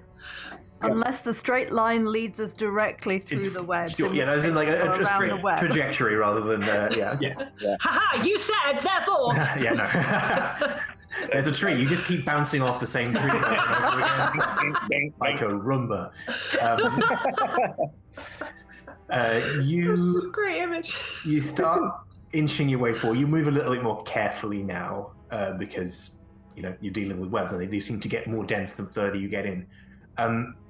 Could everyone make me a dexterity saving throw, please? Oh no, that's so infuriating. Good choice. I just rolled a thing by mistake and it was a natural 20. Can't you use that? No. You rolled it by mistake. No. Time George asked us to roll. It was a medicine advantage. No.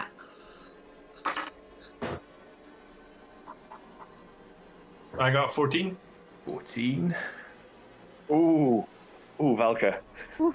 No, this is why I have advantage. This is good. Oh, yeah. That's a 19. Okay. 19, good. 30-20. Okay, excellent. I got 9. 9. Okay, there we go. Make these sorry, what was yours, Vioric? I missed yours. Actually, no, Torsten as well, of course. 18. Even Torsten did surprisingly well. Everyone apart from Barda. Yeah, pretty much. The ground underneath your feet, and again, it is not like the entirety of one section of the ground falls away. It seems to be under each of your feet, a section of ground crumbles away like it was like so thin. All of you who rolled a 15 or higher, just step out of the way, you're fine. Those of you who rolled lower than that fall through the ground into a chamber underneath. It's a cave. It's about how far down is it? It's about 40 foot down, but the webs there, you'll be pleased to know, cushion your landing so you don't take the falling damage from that. But you land in webs below. This is a sort of a burrow chamber, like it's a sort of narrow cave with it. Okay, I say cave. It's a dirt hole in the ground. You can all see each other. You all fall into the same room. There are little narrowing passages, circular passages that run off either way. The webs are everywhere down here. Those of you who didn't fall, you can see down. You can see where the party members are. And in the middle of the room, yes, go on, Rebecca. Down is 3:55 and Barda. Anyone else? And Torsten, sorry, yes, no, Torsten rolled a 14. In the middle of the room is a half spider, half humanoid creature, sort of like a centaur spider, horrible, which just hisses in what you interpret as laughter at those of you who've fallen down. I'm using my last fly thing before you go any further and tell us to roll initiative. All right. Yeah. Well, I was going to ask you to roll initiative, but after we've had a short break. So, yeah.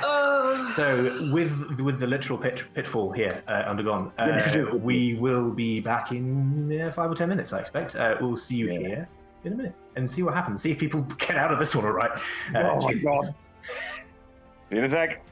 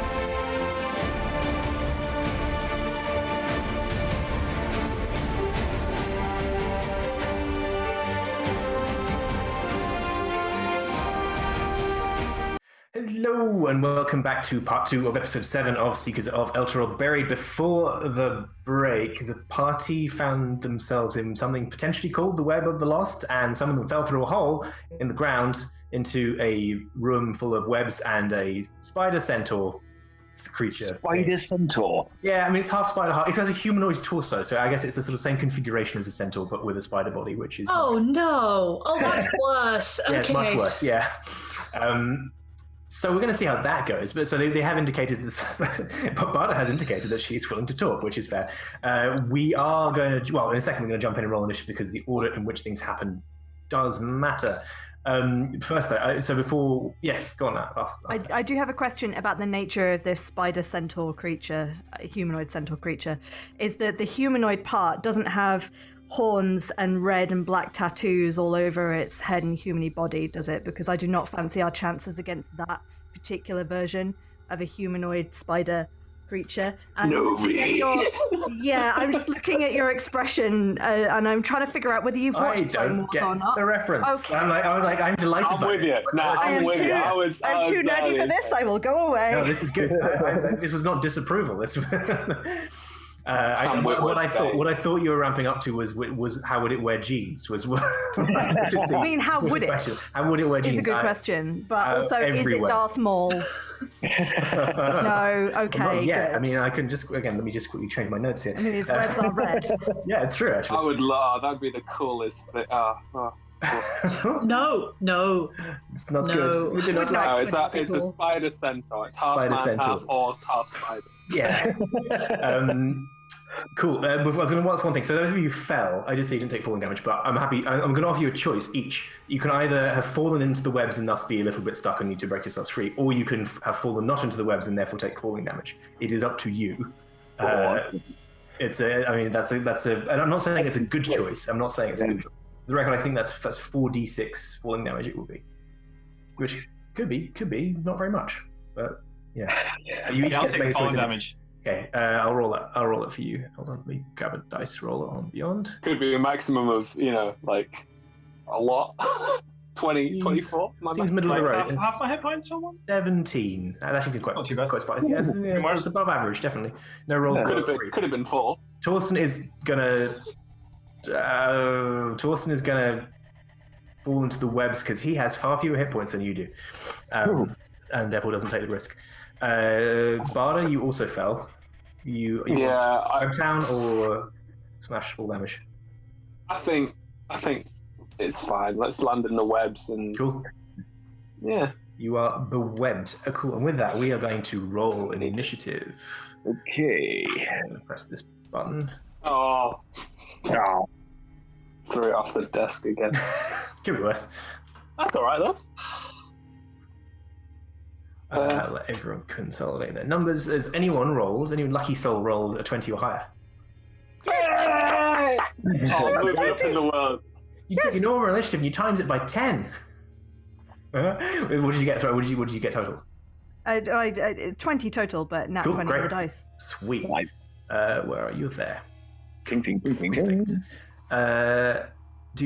Anyone 15 or higher? Yeah, what you got? I got a 18. 18 for Barda. 10 or higher? Bielaka? 11. 11. And Rusty, what have you got? 8. 8. And 355? 6. 6. Okay. Oh, mate. You'll be pleased to A know plus that at least 4. the monsters have rolled George rolls, so that's good. You said hang on, George just said monsters. I was about to say, because I got Torsten in that section of the track, I was going to say, including Torsten. Austin's the real bad guy. We found the True monster. Cool. So, in which case, we'll jump into the order. Again, no one's attacked anybody yet. This creature, this spider creature, is looking with intent. Because 355, you said you're flying. You've got your fly ability on. Yeah. It is. Haven't done anything yet, but it looks Malaforethought, that's that a thing? It has poor designs on you for everyone's reference, but nobody has done anything hostile yet. But don't let that hold you back if you want to be preempted. Valka, I'll get the Valka doesn't know that Niall wants to talk. And again, combat is not precluded talking, but this thing is not waiting around either. The webs that Torsten has fallen into, how far Yes. off the ground are they? They probably suspect like there's a little sort of springy 5 feet or so that's enough to cushion the fall. Fine. Valka is gonna throw her axes Bring it on, baby. to try and hit either side of the web to Okay. release Torsten. Yeah, make an attack roll. Make an attack roll. Yeah, that makes sense. This is only going to go well. Just one or Hatchet one tossing. one for each axe. You can make one for each. Yeah, just roll them and roll damage. I think that's the simplest way of doing it. Like, Okay. you are just trying to damage the webs. You're not trying to like tear them. Okay, well, it's a 12 and a 17. I mean, they don't have good armor class, so that's fine. Yeah. The web, armored web. Yeah, they're neither dexterous nor huge. They are strong comparatively speaking, but they're not like as strong as an axe. They're not like steel wires. So if you could roll your damage as well for both. Fine, yeah. Damage wise, that is a 7 and a 9. 7 and a 9. That is enough to cleanly cut the webs either side. You just throw your axes down through the hole. Because again, the hole's open under your feet, so you can see clearly. You sever them. Thorson lands with a thud, but is not injured. There's no falling damage from that. Like, ooh! Thank you. Is clearly like having a stress. Terrified is, I think, fair. Anything from bonus action wise? It's very deep to just jump in, isn't it? Just get stuck in the Yeah, web. if you want, that is an option if you want. Like if you want to do it without taking full damage, it's not ideal. I appreciate, but you can land in such a way that you are cushioned but stuck, and it will be a strength save to break out. A strength check to break out. So. I mean, your action, so. Yeah, I guess. Yeah, it's too late to set up a rope. I've made my action now. That is fine. You know what? Yeah, Valkyrie is going to jump in. Wow. And Action be grab. ready. Yeah. Are you just tanking that full? I mean, if anyone's going to tank it, it's going to be you. Yeah, 4d6, right? Are you raging first, or at all? Indeed. I mean, yeah, I shouldn't meta it. I mean, yes. I feel like as a character, Valka knows her own abilities as well, such that you can make smart decisions without worrying about overly metering it. Well, it's metering as to knowing what other people have said they're going to try and do. Oh, I see. Yeah, it makes no sense to talk to it. I'll be honest. Yeah, no. Do try, for God's sake. But like, yes, I agree. Yeah, fine. I rage. I throw my axes. I jump in. Okay. Just as you do, Erica goes, "I've got featherfall." Okay. Yeah. Well, I rolled terribly on the dice, and it's halved because you're raging, so it drops to 4 points of bludgeoning. Oh no! Stop that. However, will you? Yeah. I mean, I was going to say, Featherfall's a reaction. You could cast it. Yeah. Oh, But it targets one creature that way. If you're jumping one at a time, it becomes fiddly. Which is fine, again, that's valid. But of all the ones to not do it on, that was a good one. Save it for when you want to dive into a pit. Yeah. well, exactly. You are stuck on the web. This room is reasonably sized, but everyone is within one regular movement of each other. Like, it's not huge, not a particularly big room. You are enwebbed. You can still act. I think you're technically restrained by the webs because it works a bit like the web spell, which will affect you. It'll give you disadvantage on attacks you make from within it, but you can make attacks from within it. And likewise, you can try and break yourself free. Just from, would I have recognized the creature at all from my travels? This is where I just sneakily consult Tasha's Cauldron of Everything to see suggested knowledge spells. Yes, you can. I'll let you make a roll without using your action just to see, or maybe it'll be your passive. But let me just check what it suggests. Parley with monsters. It is one of those. What is your highest of passive survival or nature? Survival. Okay, so what is the number? Oh, sorry, yeah, it's a 17. 17, cool. Yeah, you familiar with Driders, which is a drow sort of half spider-like things. This is not. Niall knows what it is. This is not exactly what. This is not exactly what this is, but it's very similar. Which is to say, I'm using the stat block, but it's not like the same thing lore-wise. But it is a very similar creature of that. But it does appear to be some kind of odd fey spider creature. I don't know if there's anything specific you want to know about them, like with the 17. Well, some info. There's no need to talk. language? There's no need to talk anymore. Even with a 17, you wouldn't know. Driders typically don't speak common, but you have not. Like this is a dimension where they haven't had contact with the material plane for some time. So you are. Well, I can speak Abyssal. That's my. You don't. With Driders that wouldn't cross over, but you don't. What other languages do you speak actually? Well, basic Draconic. Basic, Elvish. Yeah, always a good one in battle. The alphabet of Draconic. Alphabetical Draconic, Primordial, Gith, Elvish, Common, and Abyssal.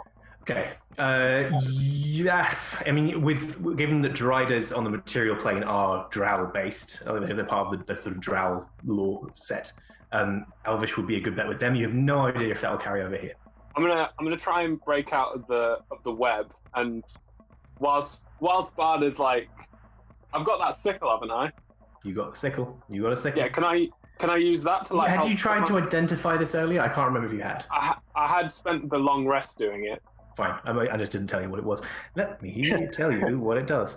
It is here. It is a so-called Sickle of Rot Reduction, which is a magical sickle that has benefits against plant creatures and some certain undead creatures, and deals extra damage against those creatures, and imposes disadvantage on saving throws if you hit those creatures with it. Oh, Let's keep that. That sounds amazing. And that's a 1d4 for damage. I think sickles are 1d4. Yes. It is not in Beyond because I have not yet created it in Beyond, but I will add it to there so you can add it to your sheet. I'll say plus something. Sure. Yeah. I mean, it'll be if you're proficient in it, which I assume you are, because I think they're simple weapons. Yeah. It'll be your normal weapon damage, weapon attack roll +1. Cool. Is it a strength based? So if you're just trying to snap out of the web, which is the normal way of doing it, yeah, it's a strength. It's a check you make as an action, and it's a strength-based one. Cool. Yeah. So that was a 10. 10 is not enough, I'm afraid. You strain against the webs, but you are still stuck. Is it a saving throw, or is it? No, it's an ability check. That's the sneaky balls. Yeah. That's how the webs get you. As Bard is like struggling with this web, and she's like trying to hack away with this sickle, she's just gonna like glance over to the Drider and Elvish, just casually say, "From one predator to another, there is more of us than there are of you. I would recommend maybe having a bit of a talk with us before my friend here kills you." Glances over his shoulder at you and just does that weird hiss laugh again. I would not be so sure of your position, Lost Food. Oh. It does respond. So actually, it's in Elvish, but weird because Elvish is. I mean, as makes sense with a long-lived creature like the elf. It is a language that is designed to be sort of insulated against change. It is designed to be a sort of a language on a longer time scale, unlike most languages which are more subject to change with shorter creatures. This does sound. It's kind of like probably like the old English equivalent, but with Elvish. Like it does sound like dated, and there are markers of I guess like a different dialect or a different offshoot of the language. It's still comprehensible. Chaucerian Elvish. Yeah, Evil Chaucer. Yeah, not this is what we're doing with here. Yes. This is what we're doing here. Which is extra weird in a language like Elvish, which is a long-lived language, but like Old Elvish is Elvish. Like that's how that works. Yes, it is mutually comprehensible. Okay, cool. I don't have enough time to. You can say a little bit more if you want. We can always stretch the boundaries of the 6 second. It called us Lost Food, didn't it? Lost Food. Yeah. Yeah, I'll just say we're certainly lost, but we're not food, so I'd rethink your position. Battling with you is unprofitable, and it's still like it's essentially doing the like eager fingers towards you. Yeah. Eager fingers, that's appalling. Oh boy. We can give you food. Yeah. We have biscuits. We literally have so biscuits, many macaroons. And Ari. Yeah. No. Veracity. Bad veracity. Veracity doesn't speak Elvish, just pops into her head for a Just second as for well. some unknown reason. Bard, any bonus actions from you? Rage. Bardo. Bardo. That was Valka. We have three different people. What's the difference? The names that are not the similar ones are the ones that have caused most problems. Right. I think I don't know if this will work. Can I bonus action Misty Step out the way? Oh, definitely. That's like practically what Misty Step was built for. Okay. Can I bonus action Misty Step on top of this spider? Yes. Yes. What are you trying to accomplish, so I know? To scare the shit out of it, essentially. I just want to, like, with the sickle above it, just, like, teleport on top of it and be like, look who's food now. I suggest you calm down. It has a look of utter glee on its face. Food can be sport. We have not had sport in some time. Okay. This thing's going down. Guys, I think we're going to have to kill this one. Viorica, it is you. You're still above ground, so you can see all of the described below. So I can't see everything because I'm presumably hunkering down. Okay, how many of us are left up here too? You and Veracity, I believe, yes. Okay. I'm going to turn to Veracity. Do you want to go down and help? Shall we go down and help, rather? I was going to stay up and hit it from up here. Okay, But in which case... I can if you want. No. I think that's, to be honest, I'd like to stay up here too. In which case... hang on, I'm now just trying to look and see what else I can do from up here. Oh no, you've just jumped onto it, haven't you? That was foolish. I'm going to hit it anyway, Abada can take the damage. Just happening. She knows what she's getting into. Yeah, well, exactly. Okay, I'm This gonna... is the session I die, isn't it? How far away is it from me? About 40 feet. It's below you, say between 40 and 45 feet. Yeah. You can certainly move to where it's that distance away. I'm gonna turn then. I'm gonna turn away from Viorica. Away from Veracity then, and turn to it and go. You have more legs than is necessary, and it's with vicious mockery. Yes! Correct! Wow. That was the problem with spiders. What? That's a wisdom saving throw, is that correct? Yeah, wisdom 16, and I want to see if this thing, if it's wisdomed or what. Got a 10. Awesome. That may just be George's, though. That may just be George rolling, though. I don't know. That's the one. You never know if the monsters are weak or it is just me. Okay. So it takes 2d4 damage plus disadvantage on next attack roll? Is that right? Yeah, it's got disadvantage on... Yes, exactly. Sweet. You did far better than I do. That's fine. Hang on. 5 damage in total. I will mark that on. Oops. But it's the disadvantage that I'm... Yeah, no, it's a useful effect. Cool. Any bonus action or particular movement from you? No, I don't think I can do a bonus action. And I mean, there isn't a bonus action I can do. Yeah, no, that's fine. I'm done.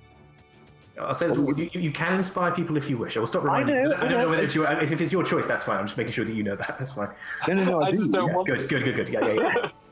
I will cease reminding you then. In that case. Thank you. After your turn on the next initiative count, there is a sound like wet cloth ripping, and from the holes that have opened in the ground, like parts of the web shoot across. And it's like a stitch done in really that vibrant red sort of thread before it's been pulled close. There's sort of tendrils of the stuff reaching across both sides, joining the two parts of it, partly occluding what's happening below. You can still see through, you can still move through if you wanted to. But there is this element of like the ground is repairing itself. That's the thing that's happening. That's fun. It has not happened. Veracity, it is you. Right, I have a mechanics question, George, which I understand if I just have to try it and see, but Veracity might know. My wildfire spirit has fiery teleportation, where the spirit of each willing creature can teleport up to 15 feet to unoccupied space. Yes. Can the wildfire spirit then hold said creature in the air until it's its turn again? Does your wildfire creature have a fly speed? It has a 30-foot fly speed. Does it say hover next to it? Yes. Then as long as it's sort of doing something like... And what is it to trigger the teleportation? Is it a bonus action for the spirit? Yes. So I use my bonus action to tell it what to do, and then it... But then does the wildfire spirit do that as an action or a bonus action? An action. Cool. Okay, I'd say yes. It's sort of if it's a creature that doesn't want to do it, it would have to grapple that creature first. But if it's going on with it that can cling desperately to the wildfire spirit, then I'd say fine. Well, I was just thinking, because I could just teleport Torsten out, and then was like, I can do it in 15-foot increments. Yep. But if you think that's doable, then that is what Veracity will do. He can and would cling on for dear life, so that's completely fine. Great. So that is exactly what Veracity does. She uses her action to conjure her wildfire spirit, but because she can conjure it anywhere within 30. Oh, does it work, George? I can conjure it anywhere within 30 feet. It can then move on its turn, though, right? Yes. Okay. So I will 30 feet down the hole, and then tell it with my bonus action. Pick up Torsten and get him out! Annoyingly, that is my whole turn, but it might stop our guide. Got it. On its turn, then it will move down the last 10 feet. It's got a burning body, right? I'm just going to say it can. So yes, blah, blah, blah, blah, blah, it causes fire damage where it was, wasn't it? And it causes fire damage when it appears. So hopefully the spider has to dex save, and then we'll also 2 dex saves, please. What's the 2 dex saves? Yes, when it appears, it needs to succeed on dex save, and then when it teleports out. What's the range? Is it with 5 feet, 10 feet, 15 feet? What's the 10 feet? Okay. Barda will have to make that as well. Yes. But I'm fine making that for the Drider, yeah. Is it not just to enemies? Is it to everyone? It's to everyone. Everyone. Yeah, that's a 14 from the Drider on the first one. I'm just going to call it a Drider. It's not a Drider in the Drow sense, but we'll go with it because otherwise I'm just going to. Second one is an 18 though. Okay, 1 fail, 1 success. So 2d6 is all it takes. I got a 13. You fail. And a 20. You pass. Okay, so you both take 9 points of damage. All right. And yes, your wildfire spirit will move down. It will grab Torsten. It can just teleport. It doesn't need to use an action to break him out. As it leaves as well, it will burn away large sections of the web. So there is an area of the room currently clear of them. You get the sense they are growing back, but slowly. It's not going to happen instantly. But you get the sense that these things are sort of extruding themselves, almost like they're sort of very fast-growing mushroom or fungus. That kind of sort of feel. Yes. I've just realised if it has a fly speed as well as its teleport, it can move 20 feet back up. Yeah, so Torsten's now only 5 feet from the edge. Is that right? You teleported. It went 30 foot down, 10 foot to get the rest of the way down. Oh, I'd say 5 to get the rest of the way down. 5 back up. Sorry, no, teleported back up 30, which means that if Alice has 2 apples. No, hang on. So I conjured it 30 foot down, which used no movement. It then moved 5 foot to pick up Torsten. Yep. So that's 5 foot gone. It then teleported 15 foot. Yep. So it's used 5 feet of movement and is 15 feet up. Great. And it has 25 movement left. So Torsten should be all the way up now. Yeah, done. That was way quicker than I was expecting. Amazing. Math. That A-level is paying off. First time ever. So Torsten is, I'm going to say Torsten doesn't stay holding on after that. Will stand on his own 2 feet on the ground, shaking. Hello! Oh, that's a relief. I thought it was. Oh, thank you, Veracity. This is why. I mean, not exactly why, but this sort of thing is why you're here. As a free action, if it's okay, Veracity will go. You see the ground stitching back together. Don't go anywhere near anything dangerous. But if you could try and cut that might be really helpful. Oh yes, of course, yes. Next up is the Drider. It is going to not pay attention to 355 as it was originally going to because it has a barda on it. It's going to. What's it going to do to you? Making good decisions every day, you know. Yeah. It's going to use its first attack. It's going to try and throw you off, but as part of making the attack, essentially, which it has disadvantage on because of Vicious Mockery. So I will roll. I have 1 comically large dice and 1 regular size dice for this. Okay. Both bad. I rolled a 4 and a 1. Disadvantage, of course, that is a failure. So the attack misses. It's still trying to. So I'm going to say you're effectively on its back for the time being. It can still attack you. It has many angled limbs, but it's not managed to shake you off this round. It is going to attempt to attack you with the rest of its attacks, however. So let's see. It has kind of like a like a black bone spear type thing that it's using. It looks a bit like one of its own legs, but it's held as a weapon, and it's straighter and doesn't articulate in the same way. But it's trying to like stab past itself to get you with it. I mean, it's me, so that's a 13. And it's last attack. That's better. 23. No, 21. 22.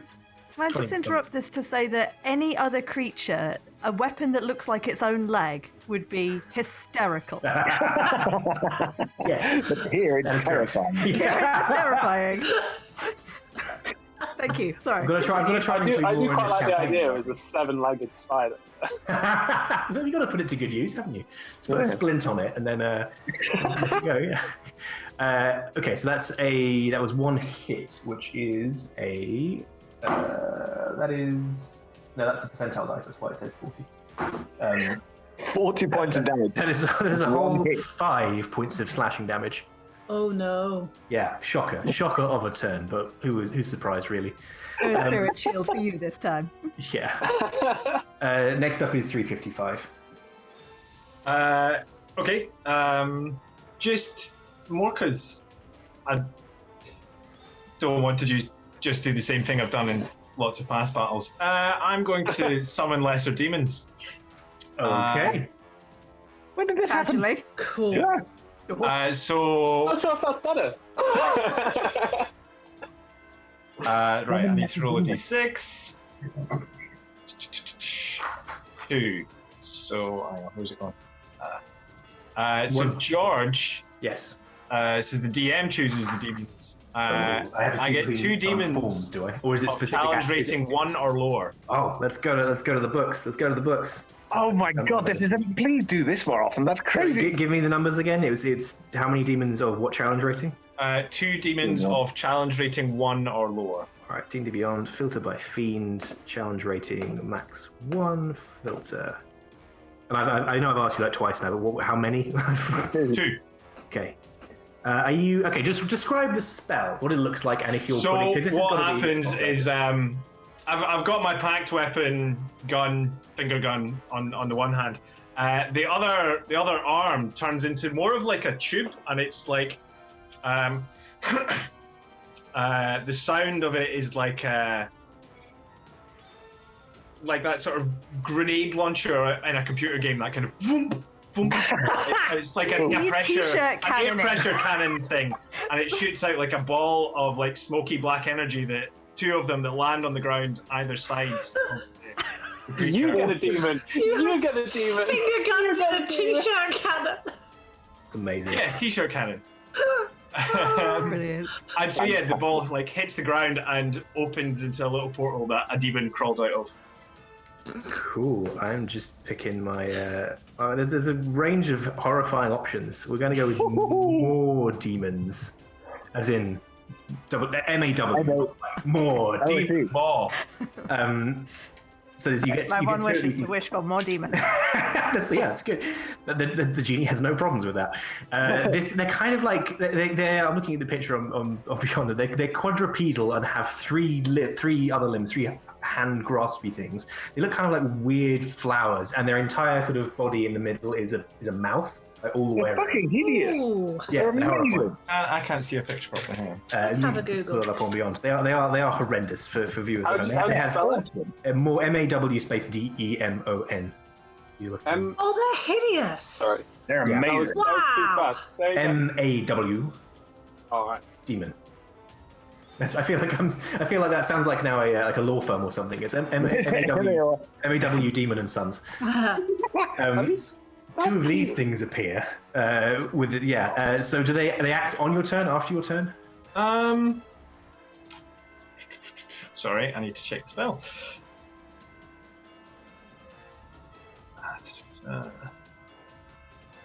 Part of casting spell. He just told Roll initiative for the summoned demons Cool. as a group. Good stuff. Can you pull up the stat block? Yeah, I've got it. Yeah. Although do they act directly according to your will, or do they? Yeah, I think so. No. No. No. Well, They have a -1 to Dex. They are hostile to all creatures, including you. So I will manage the stat block on that one. Oh no, okay, here we go. Yeah, so you can absolutely, yeah. So as part of casting the spell, you can form a circle on the ground with the. I'm going to say blood, but I'm going to say whatever you use instead of that. I've got the blood in me as the material component for the spell. You can basically mark a circle on your space that the summoned demons can't cross or harm anything inside or target anything inside. Okay, yeah. There you go. That's all I'm doing. So they will not attack that, but they are going. I mean, you can try and. No, we'll come to that. Yeah, I'll roll initiative for them. Okay. And add them to the tracker. And characteristically, I've rolled well. Add a creature to the effect. More demons, which I'm obviously spelling the other way because it's fun. More demons. 6 exclamation marks. So I'd like the circle to include where. Well, I'm flying, but I guess the circle will be around Valka. Everybody else is back up top, and Barda's on the thing. Then. Yeah, accurate. Cool. Anything else from you? I think I'll do. Yeah, you've done enough. You've done enough. Torsten will take his turn. He's going to, as suggested, try and cut through some of these things and keep one of the holes open. Like a roll. He pulls out a little it looks kind of like a fruit knife, like it's that kind of thing. He's like, I thought I had a tool knife. Yes, this will do. Starts hacking through them. He rolled terribly, so he's failing to make much progress. He's cutting them away with the arc. They're sort of sealing themselves fast, and he can cut them loose. He is. I've given him a sidekick stat block, so he can use the help action as a bonus action. So he can do it from a distance, crucially as well. So he's going to use. He's going to help the next person who attacks the Drider. Will get advantage from that. Get in between the third and fourth ribs. Is he just shouting? Yes. Humano-arthropods are vulnerable to stabbing. Yes. No. Yes. That's Torsten's turn. We're back to the top of the round, and it is Valka's turn. Yes. Is it an action to pick up my axes? Can I just pick them up? You can. You can do one for free. Definitely. I'm just going to say you can do both for free because it will be tedious otherwise. Good. Attacky, slashy, axy. So you move forward, scoop up your axes from the flaming web mess left by the wildfire spirit, and move back over to the Drider. Although am I now? If I step out of my special circle, am I then at peril of the more demons? Yes. I feel like they are less threatening than the. I mean, they do have a challenge rating of 1 as per the spell. They're not going to completely break the bank on any of you. They could be annoying, but yeah. Keep concentrating on the Dreidel. This is the crucial thing. Fine. Good. Okay. The other thing is, it's a concentration spell. If they start attacking us, I can just not concentrate on them anymore. I love it. Oh, no. Not to metagame or anything too much, but... Yeah. That is an 18 and a 26. Yeah. 18 and a 26. The 18 does not break its armor. Ooh. It is a tough thing. The 26 definitely does. But hang on. If Torsten is helping me... Oh, you get advantage on your first attack. Yeah. So that is just my first attack. Yeah. Just first axe. Works for me. And then second axe is worse. Good. 12. Okay. Yeah. Good. Yes. Great. So, if you can roll damage. I mean, you got one more attack as well, right? Yeah. Cool. That's an 8. 8 damage. Oh no, 10. 10 because I am raging. Raging, yes. Roger. And then my spare attack is a 24. Yeah, that hits. That will hit for 6. 6 points of damage. Coolio. You're stacking up the hits on this thing. It's still mildly. It seems to be enjoying itself. This is thrilling. It's a bit unnerving for that reason. I think Valka comes in and does an attack, but it's like a cool spinny attack. So that's where the first and the third hits, but the second one doesn't because she's kind of spinning and. Gotta get your balance in the middle. Yeah. You can stay next to it. You have enough movement that you could step back into the circle if you wish. That will risk provoking attack opportunity from it, but it's up to you. Yeah, I'll stay close to it. Fine. Yeah. I want its attention split between me and Barda. Perfect. Barda. Oh, nice. The sickle, did you say it was against undead and fae? Plant creatures and certain undead. Okay, well, this is neither. Yeah.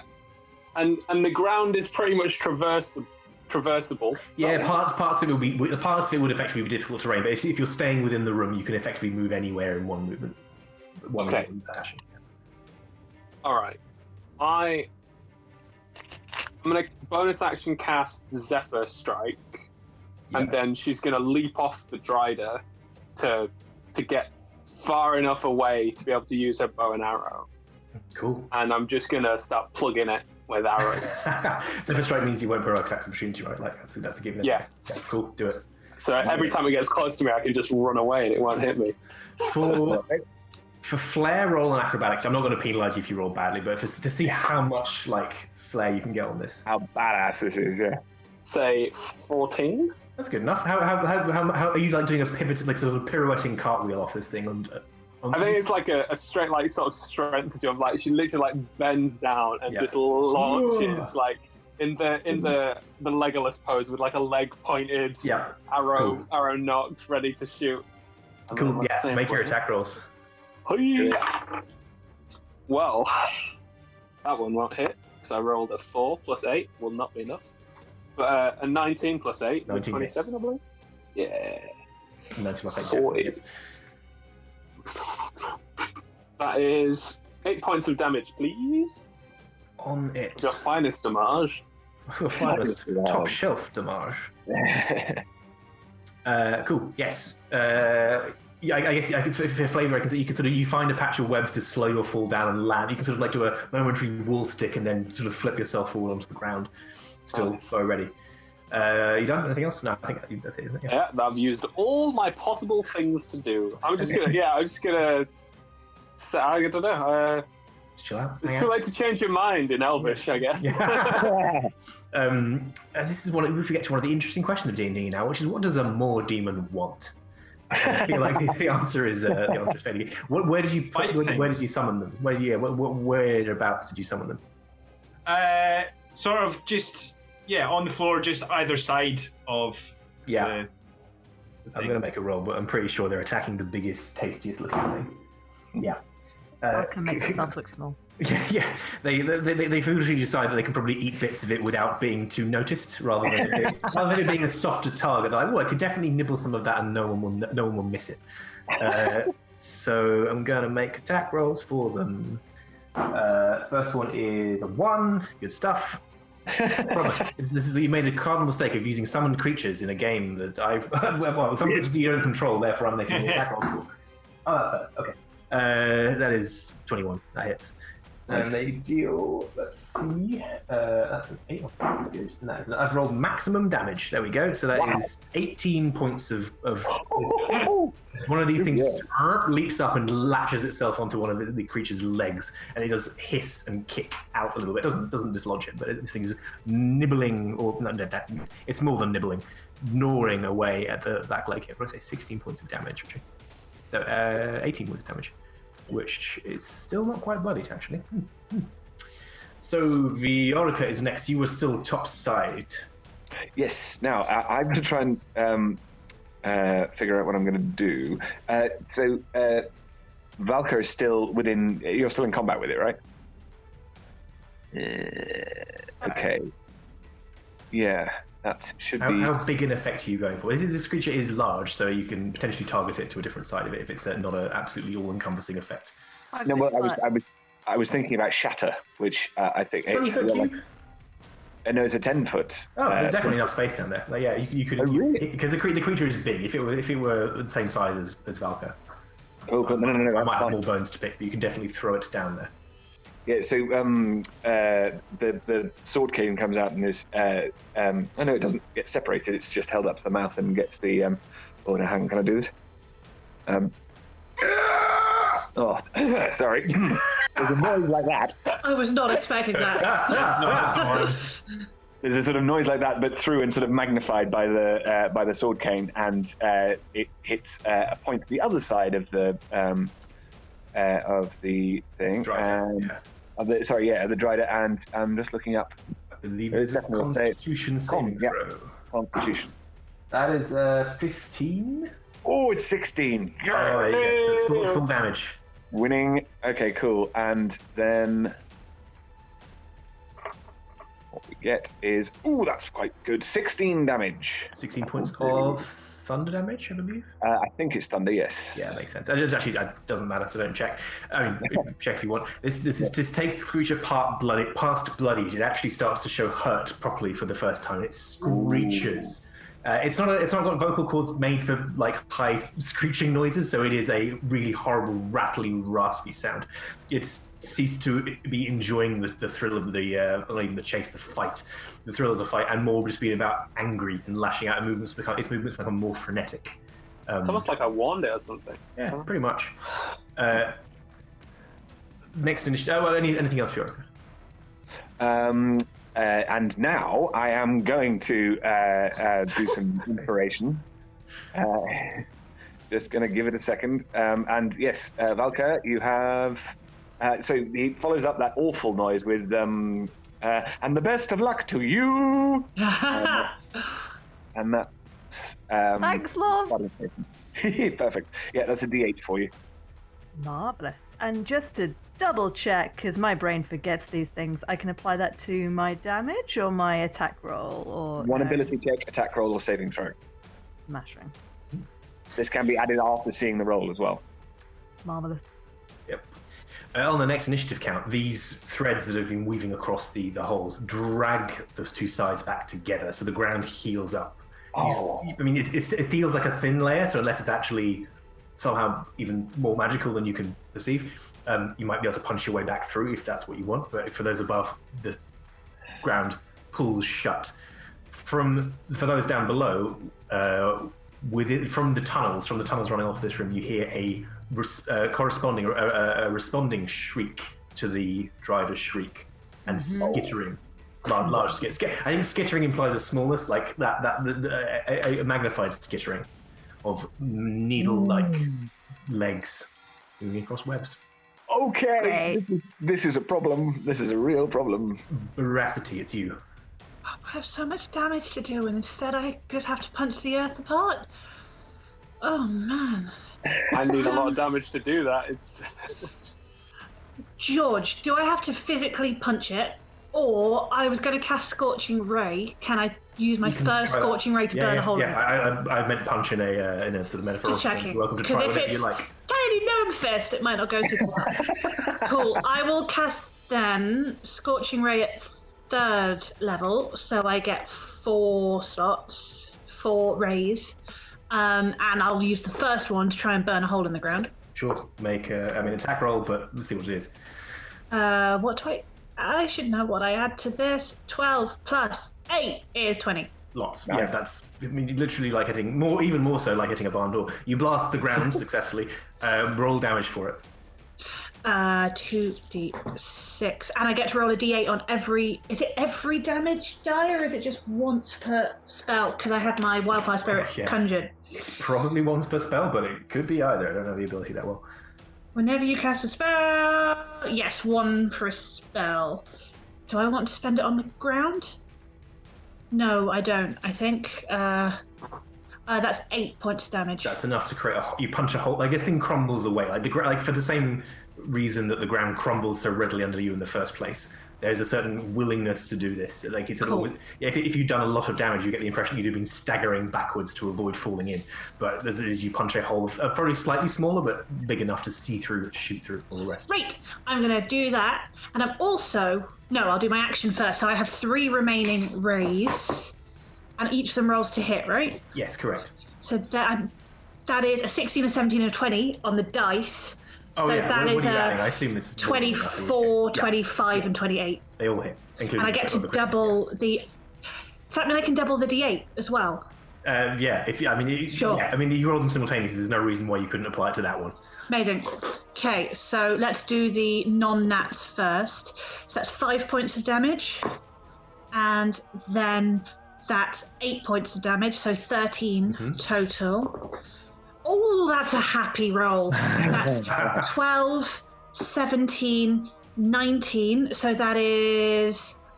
Did I say 13 before? 13 so that's first time, so 32 points of damage, and then 2d8. It's outrageous. Dead. Significantly better That's than a an fireball. 8 and a 6, so that's 14. 46. So 46 points of damage. Wow, this just. I mean, feel free to. It's not dead. It's not quite dead, but it is. What? It is looking real bad. So feel free to just describe the effect of this. I think this is again sort of. I can't work out if she's panicking or just she's probably. Giant spiders make me very stressed. Okay, so I think she is all readying up to go punch the spider with fire, and then the ground closes, and so her resolve crumbles a bit, and it's slightly more panicky than she was intending. So it's more of a just a as she pew pews a hole in the ground through her staff, let's say, because it's there and it's pretty. And just, literal gouts of flame burst out. The first one burns a hole in the ground, and 3 more bury into the spider. And as she does it, the wildfire spirit seems to glow and seems to be making the fire glow a bit brighter. Just imagining the fire reflected in its eyes, and it's like, yes. Oh, yes, and as always, when Veracity casts a fire spell, the flames in her eyes make her look slightly worryingly demonic. Right. Offset by the fun buns. For those of you who are below, you just get the ceiling exploding and there's this shower of fire coming down as described. The Drider, who is next. Sorry, a bonus action. Bonus action, yes. I will instruct my Wildfire Spirit to move down, so if the ceiling closes again, it's underneath. Yeah. And cast Flame Seed on its turn, which should be immediately next. Yeah, do it, so, Yeah. Blah, blah, blah, blah. It's a ranged weapon attack. It'll kill it. It hits it with fire. What do I roll? I don't remember what to roll anymore. Actually, what do I add to my d20 for the Wildfire Spirit? Is it just its dex? Is that... Let's have a look at the thing. Sorry, I've gone completely blank. Am I looking at the right sheet? I am. It uses your proficiency bonus. Wildfire Spirit. Flame Seed, ranged weapon attack. Your spell attack modifier to hit. It says it right there in massive great letters. That's a dirty 20 to hit. Great. That and hits. then 1d6 plus proficiency, which was a 5, I think. 3 and that's 3 proficiency, thank you. And that's a 6 on the dice, so that's 9 more points of damage. That is enough to finish the thing off. As it goes down, it has it's on fire, it's burning, it's shrieking. Because you did, I think it had 50 something points of health left. 50. Oh wow! Yeah, I did 52 points of damage. There you go. Yeah, it was enough to drag it all the way down. It looks not gleeful. Like it's definitely like it is defeated, it is angry, it is beaten down. But there is an element of manic intensity underneath this, which is, as it says in Elven. So anyone who speaks Elven will understand this. Run, morsels. Can I say die bitch in Elvish before it goes? Fine, yeah. Always gonna have a laugh Collapses word. on the ground. Do one. From the tunnel, you can hear more creatures moving around. They're not here yet. We'll finish the round at least because there are at least the 2 demons who are kicking around. 355. It is you next. Stop concentrating. I'm not going to yet because there's still more monsters. Oh, actually, yes, that's true. Good point. Good point. I guess. I'll look at Barda and Valka and say, perhaps we should try and leave. And Good idea. So I'll fly up through the hole, and what's going to happen is I'll stand at the hole with my back to it, and I'd sort of bend backwards into sort of a crab thing. Yeah. My 4 limbs around the hole, and mechanically this is just a rope from my explorer's kit, but out of my back comes like a sort of tendril that drops down, that would hopefully allow Barda and Falca to climb up. Great. All right, that's grand. I'll leave you hovering there for them. I mean, you've got a bonus action if you want to do anything with that. No, I don't think anything useful, really. Nope. Cool. Torsten is topside. I'll just stand over here. Backs away a little bit, but not too far. Still avoids backing into one of the webs. It is Valka. As described, you're below. The two more demons are still. They seem. It's not their turn yet, but they seem to be happily munching on the Drider corpse.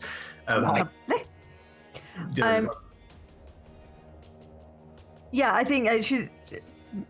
Do I have time to say to Barda, we don't need to investigate this any further, do we? We can just take it, right? If Barda was running, she would be. Cool. Yeah, I mean, it's a rope. You can make an athletics check. There we go. Yeah, it's a rope, so it's like super easy. 17. Yeah, smashed it. You can just climb back out all the way up and make it to the top. Barda. Yes. Sorry, I said that was like Barda. Would you make a death save? No. This is exactly how you said that. Yeah, I'll just use my full action to dash up the rope. I've got an increased climbing speed as well. If you have a climb speed, do you have a climb speed or do you have you climb faster? I'll have to. It just said I wrote down increased climb speed. I assume that means I have like my full movement. Probably. Let's make an athletics check, and unless it's like super terrible or something, it will be unimportant. I mean, I rolled a 6. That's fine. Literally climbing a rope, I think, is like a 5 DC because it's easy. So fine. Cheers. You make it out. You climb up. No one else is down there. Is that correct? Not that we know of. No, I mean, no. You tell us. Of you, none of you remain below, I believe. So you can keep the initiative order if you wish, or you can break out now because I mean the more demons are down there, whatever other threats are down there are presumably down there. The ground will, it will heal itself as normal, so it'll partially close on this turn. So any way we can do that, just like hurry it up. Yeah. Come on, just help him stitch it through. Yeah. I'm going to maintain concentration on the demons, but cool. They'll hopefully cause a bit of a distraction for whatever else is down there. Would you be able to have a? No, I suppose you wouldn't have a link to them because I'm wondering, like, if you could. I think I would know. I feel like I would know if they're dead or not. Yeah. Right. The spell would. But that's like it. That's because that's a really interesting thing just to leave there feasting on. Yeah, I like that. Cool. I don't think it lasts that long either, actually. Did anyone get hurt in that? Oh, it's an hour. Yes. I hit Valka with some Barda with some fire, but We need like a swear jar. I've never done that before. I'm blaming George and only George. Yeah. I haven't done it this session yet. I stubbed a toe falling down the hole. Just before we deal with as the ground is hold closing up, as it sort of half heals, before it fully closes, you see two more of these creatures charge into the room and immediately start clashing with the more demons who, when they're attacked, they will break away from them. They'll attack. Without playing it out, the Driders will make short work of them because but you see that the ground closing up underneath you, and nothing else happens. Now you're welcome to deal with anything else. So this is to check. Because I think you would have noticed. Forgive me. It seemed as though you were checking as to whether fire damage did extra damage to this web or not. Okay, I'm going to ask a different question. Does fire do extra damage to this web? You'll have seen it. It doesn't seem to do extra damage, but the webs do seem to. They burn less than normal spider webs that you've seen. Okay, that's what I was checking. Yeah, they're not vulnerable to it. They will burn. But Viorica is ever going to turn around to Veracity and go, Veracity, could you, your wonderful little spiky fire person, could they go and sort of get rid of some of these webs? Definitely they could. Do we think that would make the ground open? No. I was meaning the ones in the trees, so that we don't walk into them rather than trying to open up the ground again. I don't want to go down under the ground again. No, I'm just worried that Sparky setting them on fire will make the ground open. I don't know. Oh, I see. But if we already know this bit that we're standing on is all right, correct? That's true. If we all stay here and don't say Torsten over here, and Sparky can just go for a little wander. He's up. I've decided he's called Sparky and he's a he. He can stay around for an hour, so we can just use him to burn away all of. Bamf. Yeah. This is what I'm thinking. I'm thinking that might be quite a useful. That's a very good idea, Vioric. Are the webs in the way? First time for everything. Well, even if they're not, we don't want to. We want to get rid of as many of we can on our way. You haven't yet encountered any that are strung like across, but they are around such that advancing through this terrain without touching any of them would be quite difficult. Is that what happened to make the ground open? Did it just open? As far as you know, I mean, you didn't see anyone specifically touch the webs. Okay. If everyone's happy, then Sparky will go poof, poof, poof. Cool. Yeah. How long do you spend on? I mean, you can use that to clear a good chunk of stuff around you. You clear around, but then if we are going on, I might just keep him up, and then as we go, he can poof across to the sides. Yeah. How long does he stay for? An hour. Okay. Shall we? I should do this in character. Shall we move out of this webbed forest before we think about taking a rest anywhere? I don't want to stay here, please. I feel more comfortable, yes. Well, then Sparky can lead the way, I guess. Yeah, off you go, boy. Yeah, but where are we going? I mean, our efforts to get there seem to have led us into danger. Are we just carrying on with the same plan, or are we doing anything else? I mean, if you thought we weren't going to get into danger, then I think you came to the wrong demiplane. My point is more: is this a sort of a prosperous plan?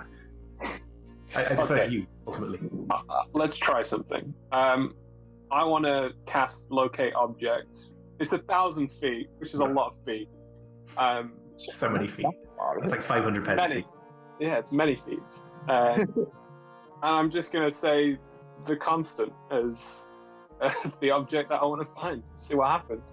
Interesting. If sufficiently like its likeness, because it's the locate object is an object you are familiar with, I think you or just an have to object. name it. It's name an object you are familiar with, but it can be a category of thing. Like it could be like the nearest piece of chainmail or something like that. Like it can be broad category, even if it's something specific.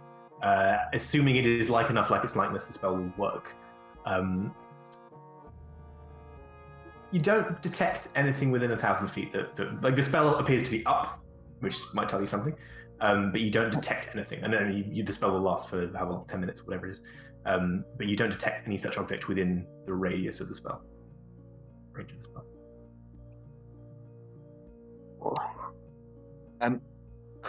Could we 355? Could you possibly? Because I assume we're in like jungle again, right? Yeah.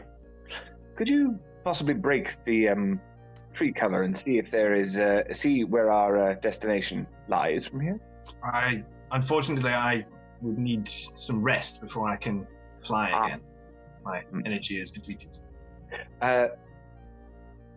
Veracity, you seem to be the one who was understanding which direction we were going in. Would you be able to take us slightly further away from, I don't know, the holy ground?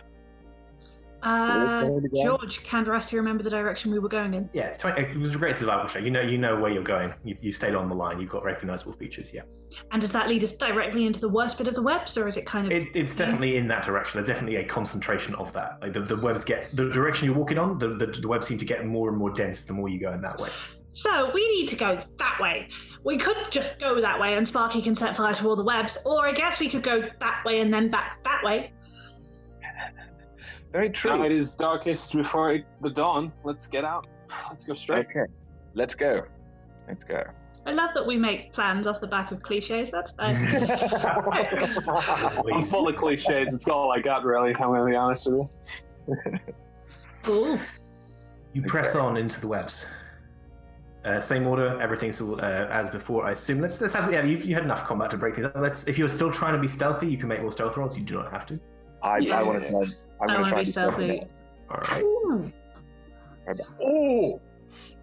I've got a 19 again. How long did Veracity's thing that she put on Valka last, and did that affect stealth, or is it just dex saving? So it's any dex check. It lasts an hour, but it is concentration. I didn't take any damage, I don't but think you cast any concentration spells. no, I didn't. But the ground did sort of open underneath me, so I'm happy if you want me to make That's a fine. Yeah, concentration that's not something check. like that. I think is not. It's like major distractions, like people like a goose honking in your ear or like yelling. In your That would Falling be in a pit. No, Yeah. goose in your ear. Yeah. I think if you've fallen in the pit, that'd be one thing. But yeah, like almost falling in a pit, maybe not. Then yeah, you get advantage. No, it makes it a flat roll, but... But no, hang on. You've also got the... I didn't... You've got your didn't look body at it. inspiration should you wish. That's true. Oh, there's a 12. So you can add a D8. Add It's a better than D8. your 10s even rolling. That's true. Yeah, why not? Because the inspiration only lasts 10 minutes, so I may as well just so use it. run out first. Yeah. Plus a 1, so that's a 13. That's a 1. Well, Worth it. Everybody else, Sparta, what'd you get? 21. 21. Nice. 355. 13. 13, and Viorica. natural 20. Natural 20 for a 23. 23, sweet. Grand. And same drill, yeah, same pathfinding drill. 2 of you can make perception rolls to decide amongst yourselves who that's going to be, and 2 you can make survival rolls to try and wayfind. I was the one who didn't take a roll last time. I'm happy. Wait, Is that how you You're say you'd rubbish like at to roll? both. Yeah. 13. I can do perception or I mean, survival. I'm rubbish at survival, but perception's not terrible. Oh my god! You had to say it, didn't you? The natural Stick your one. finger in your own eye. Valky's good at surviving, aren't you? I'm better at perception than I am at survival. Go for it. I'll take the survival then. Me too. Great. Did you want to roll, Ed? No. This is what I'm saying. I'm awful at both. Okay. They take wisdom. 21 for survival. 22 this time. Hey. Ooh, Bard has woken up. Yeah, it's 17. just like, oh, 17 with perception. Thank you. Okay, you press on into the webs. Like, it's definitely getting thicker. Like, the more you walk this path, the more you just feel like you're hemmed in. You do a good job at first of avoiding the webs, and you've got your wildfire spirit to help keep picking them off so you can burn a path through. But it gets to the point that without the wildfire spirit doing that, you would not be able to avoid at least stepping in them, touching them, contacting them as you move. Again, there's been nothing so like blunt as like a big web strung between trees to snare the unwary, but it's very much like this is the ambient covering of this place, and you feel like the further you press in, the more every surface is covered with this stuff. How long do you press on in this manner for? Like, eventually the wildfire spirit will run out of time. Yeah. That sounds pretty ominous. Yeah. Does it grow back as we pass through it, or are we leaving a path? You appear to be leaving a path. You haven't, I mean, if you want to, you have not backtracked to check places you've been, say, 10 minutes ago. But it doesn't appear to be like auto-healing behind you either. Yeah. Okay.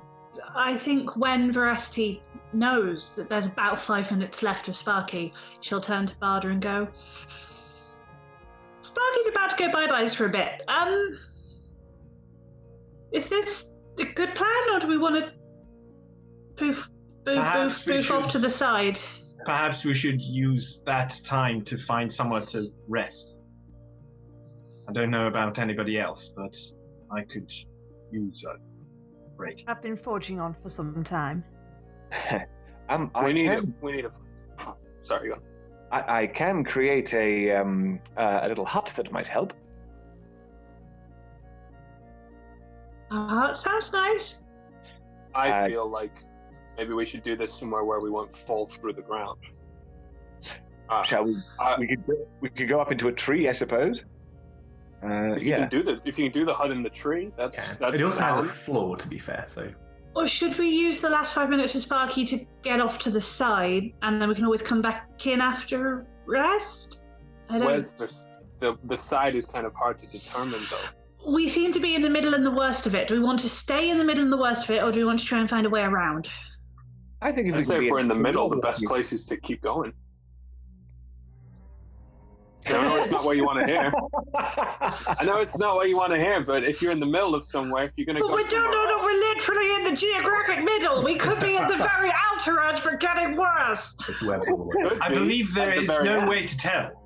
Yeah. And I do not. There is no way to know if we can get to a place that is solid ground.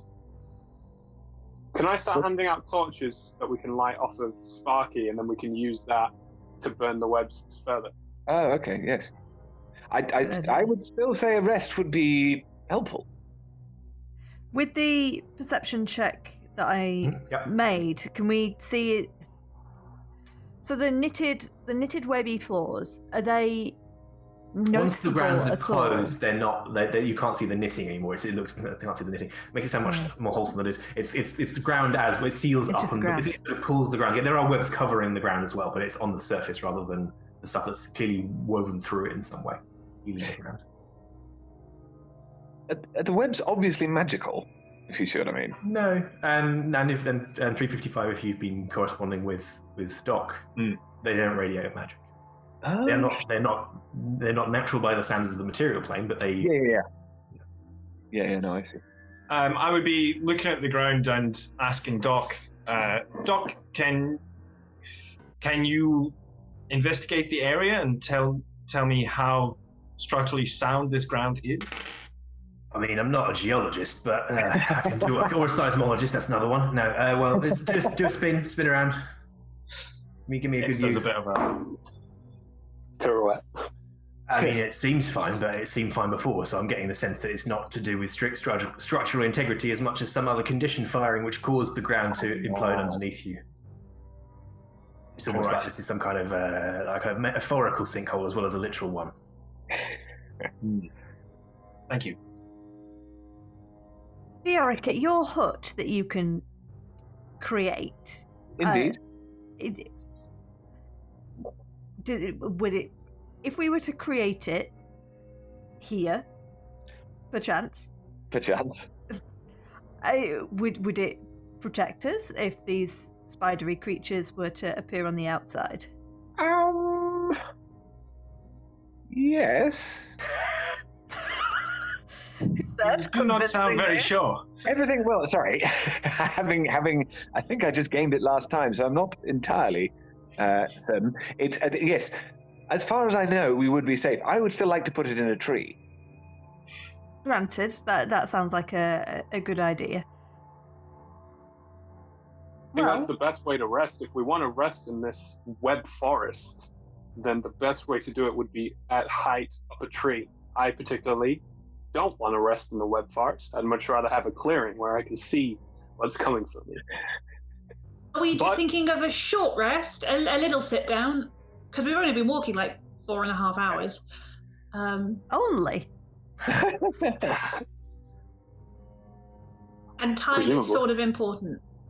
Time is important. That is true. I am very happy. I'm very happy to create this hut whenever it is that we wish to decide to rest. But I am perfectly willing to carry on if we wish to.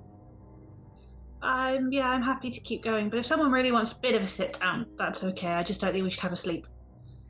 Okay. 355. Is it just that you don't think you'd be able to fly until you've had a bit of a rest, or are there other things that you don't think you'll be able to do either? Well, until I've had a lengthy rest, I will not be able to fly again, but I am still useful in the meantime. Keep going. Well then, maybe we should press on. That was well said for a long rest, by the way. I enjoyed that. Okay, so you're going to press on in the same direction? Yeah. With your wildfire spirit for the last few minutes Once of it burning Sparky dies, Veresi has a produce flame cantrip, so she will do... Does he die? I thought you just went away from it. Once Sparky I live again! Once Sparky peels back into Veresity's bones for a bit of a nap, because that's better. I like that he really plays it up. Oh no! Where is me? Then Veresi has the produce flame cantrip, which she will use basically try and keep doing the same thing. It's doable, but I guess it'll slow you down a bit. It's just not quite as efficient as the big blasty fire. Cool. You keep pressing forwards. I'll keep the same rolls as before. More like the further you go, the deeper it gets. You get the sense that the trees are starting to get closer together as well. Like there's definitely a feeling of like you're in a place that is getting more confined. There's still gaps between the trees. It's mostly that is a feeling rather than an actuality. But there's definitely, everything is getting closer together. There's less space not covered by these things. You press on. They're like Can I all use of the this. sickle to cut away the you plant? can cut through some things. Yeah. So like all of this is the DM saying, leave, leave, leave. It's up to you. It's all good. As you, I mean, are you just gonna keep pressing on until it becomes a time that you should rest, or are there any what will stop you otherwise, other than time? Pretty plans. No, I would say if the the thing is, I want to see if we can get up. Why I want us to rest is so that 355 can fly up and actually see if we're going in the right direction for the thing, or if they can see any further. Yeah, that'll take a long rest. I think is the thing. Yeah. I think that would be the easiest way to do it. But if something changes in the meantime and we come across another plane or another clearing, then would want to, or if the web completely goes away, that would be another thing. You press on. You reach the point where the gaps between the trees seem to disappear. It gets so they're so pressed together. Some of them have grown through each other. They're growing into each other. They may even be a single entity. It gets to the point that you're more sort of funneling yourself into a corridor of wood walls, and everywhere are these webs. You just press on into this. I mean, if it's a corridor that we can follow, it's still traversable. Like it's I was not. going to say, at what point do we get to the place where people can continue? The people at the front can continue to go through, and Valka, who is at the back, has to raise a hand and go, Bada is trying to cut as much like space for everyone behind her with the sickle. Like she's trying to create like a hole big enough for everyone. I would have changed my packed weapon into some sort of big bleedy thing as well. a chainsaw. Yeah. Yeah, you know what? Yeah, why not? Do it. I think Veracity, once it gets like this, would be quite keen to leave, try and find a different direction. But as long as Barda is still going, she's not saying anything. She's going to keep going. Are we sure that it's definitely going to start thinning out at some point soon? Not especially. Only one way to find out. But I'm sure Barda has a truism that will, turn into a plan. I sense your sarcasm. The wood walls become a canopy as well. Everything grows. It's not a natural structure truly, and it's not a constructed structure. But there's just so much tree pressed against itself, even to the extent that it's covering over you. It's become kind of an actual tunnel more than a corridor, and it tightens down. And eventually, after a few hours of this, you come to a hole in the ground covered with these. It's a circular hole with these red webs just spread all over it. It's about 20, 30 foot in diameter. It's a big, chunky, sizable hole. Around it, there are some, or in it, I guess, there are some webbed up, presumably dead creatures. Not identifiable in this form unless you want to go closer in investigation. The other side of this is just a solid wall. You appear to have reached a terminus of this path. Okay. Well, it's a clearing. If you go up the wall, is there daylight or is there a roof? Roof. Further back, there was opening above it, still sort of tight, a denser forest canopy, but eventually the canopy has grown so dense that it's essentially become one wooden way. I don't know about you guys, but I see a door. I see a hole. Looking confused, like. Yeah, a hole. The next place to go. To go down into the webby trap. I mean, it's a web. Probably a trap. Can I have a look at one of the bodies? Yeah, go ahead. Make either investigation or medicine roll. I want to do the same thing. If that's... You can do your own roll, or you can help. Up to you. I'll help someone else because I'm shit. I've got good investigation. All right. I'll help. You know, I imagine like I hold the actual body for Viorka to look at. And the torch. Viorka's trying to look at, like, pull down the eyelid and stuff like that and see if there's anything. See if there's anything there. Oh no, you bastard! You're on advantage. Advantage, of course. Yeah. Very lucky, very lucky. Just because it rolled over an 18 onto a 2. Ew. 21. 21, cool. This is, I mean, they look a bit like an elf, but they, at a glance anyway, they have the sort of the physiology of an elf. But as you look closer, they are definitely not like elves you know. There's definitely a stronger, because there's sort of Fey ancestry in the elves anyway, but there's definitely like a more, this is older Fey. This is more like a humanoid Fey creature who happens to resemble material plane elves. They appear to be wearing, under the webs, which you can kind of cut away a little bit to peer beneath. You can see what looks like a suit of armor, like not sort of like full-on plate mail suit of armor, but they're wearing sort of liveried armor, like armor that looks like it's made with symbols and markings and sort of heraldry is putting too much of a material spin on it, but it is that kind of thing where it's identifiably either a uniform or representing something specific from an organization. But they are very dead. They are desiccated. They've been sort of drained from the inside, and So you have no idea because of that how long they've been here. But presumably, Okay. yeah.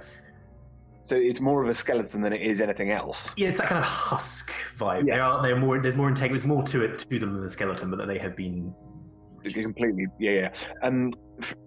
So I'm assuming this is going to be a what's called very high thing, but I'd like to do a history test as well. Sure. Because I imagine that Viorica in Boulders, that'll be a natural 20. Let's see what for 27. What are you trying to find out? So it's trying to give a context. So you know how these days, if you go into a pyramid, you can figure out when the which dynasty the thing was from like the Whigs and stuff like that. I like to think that Viorica would have done enough researching into the elves to try and research his own history that he'd found out stuff like this. And it's just whether he recognizes anything that could contextualize these elves. Yeah.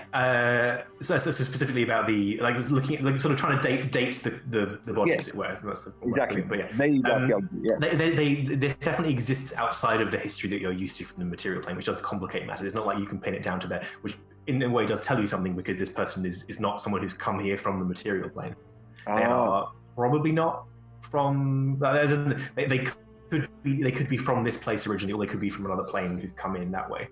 You've got a little bit of experience with the planes. You suspect with the roll that high that they are either from here or part of the Feywild, which is follows. Yeah. The heraldry, it makes you think army, like it is some kind of singular sort of force all marching under one banner. You can distinguish between some sort of thing that's more personal, more specific to this creature or their family. Or another sort of small organization that they represent, but there is a kind of overarching, here's the banner under which they're marching kind of vibe as well, which is distinct. Got you. Okay, yeah, no, that's perfect. I will relay this to everyone. It seems like we're dealing with elves here, who obviously came off very badly against, well, whatever is spinning these webs, and particularly if these webs were spun by whatever that creature was that we destroyed back there, they may be corrupted elves themselves. But at the same time, this was definitely an army. There was an army here for some reason, which seems surprising to me, and I cannot tell whether they were from this plane or another plane. And keeps waffling on like that. Good to know that an army has fared this way compared to our 6 people. Indeed. I like to think of us as an army, but perhaps not in the same vein. They were just an army of 2. How many? There's a the few two of them, bodies? and you haven't examined the others specifically, but you can see some of these same from outline. You can see that some of them are the same as this in terms of broad physiology and uniform. But there's probably there's 2 or 3 here.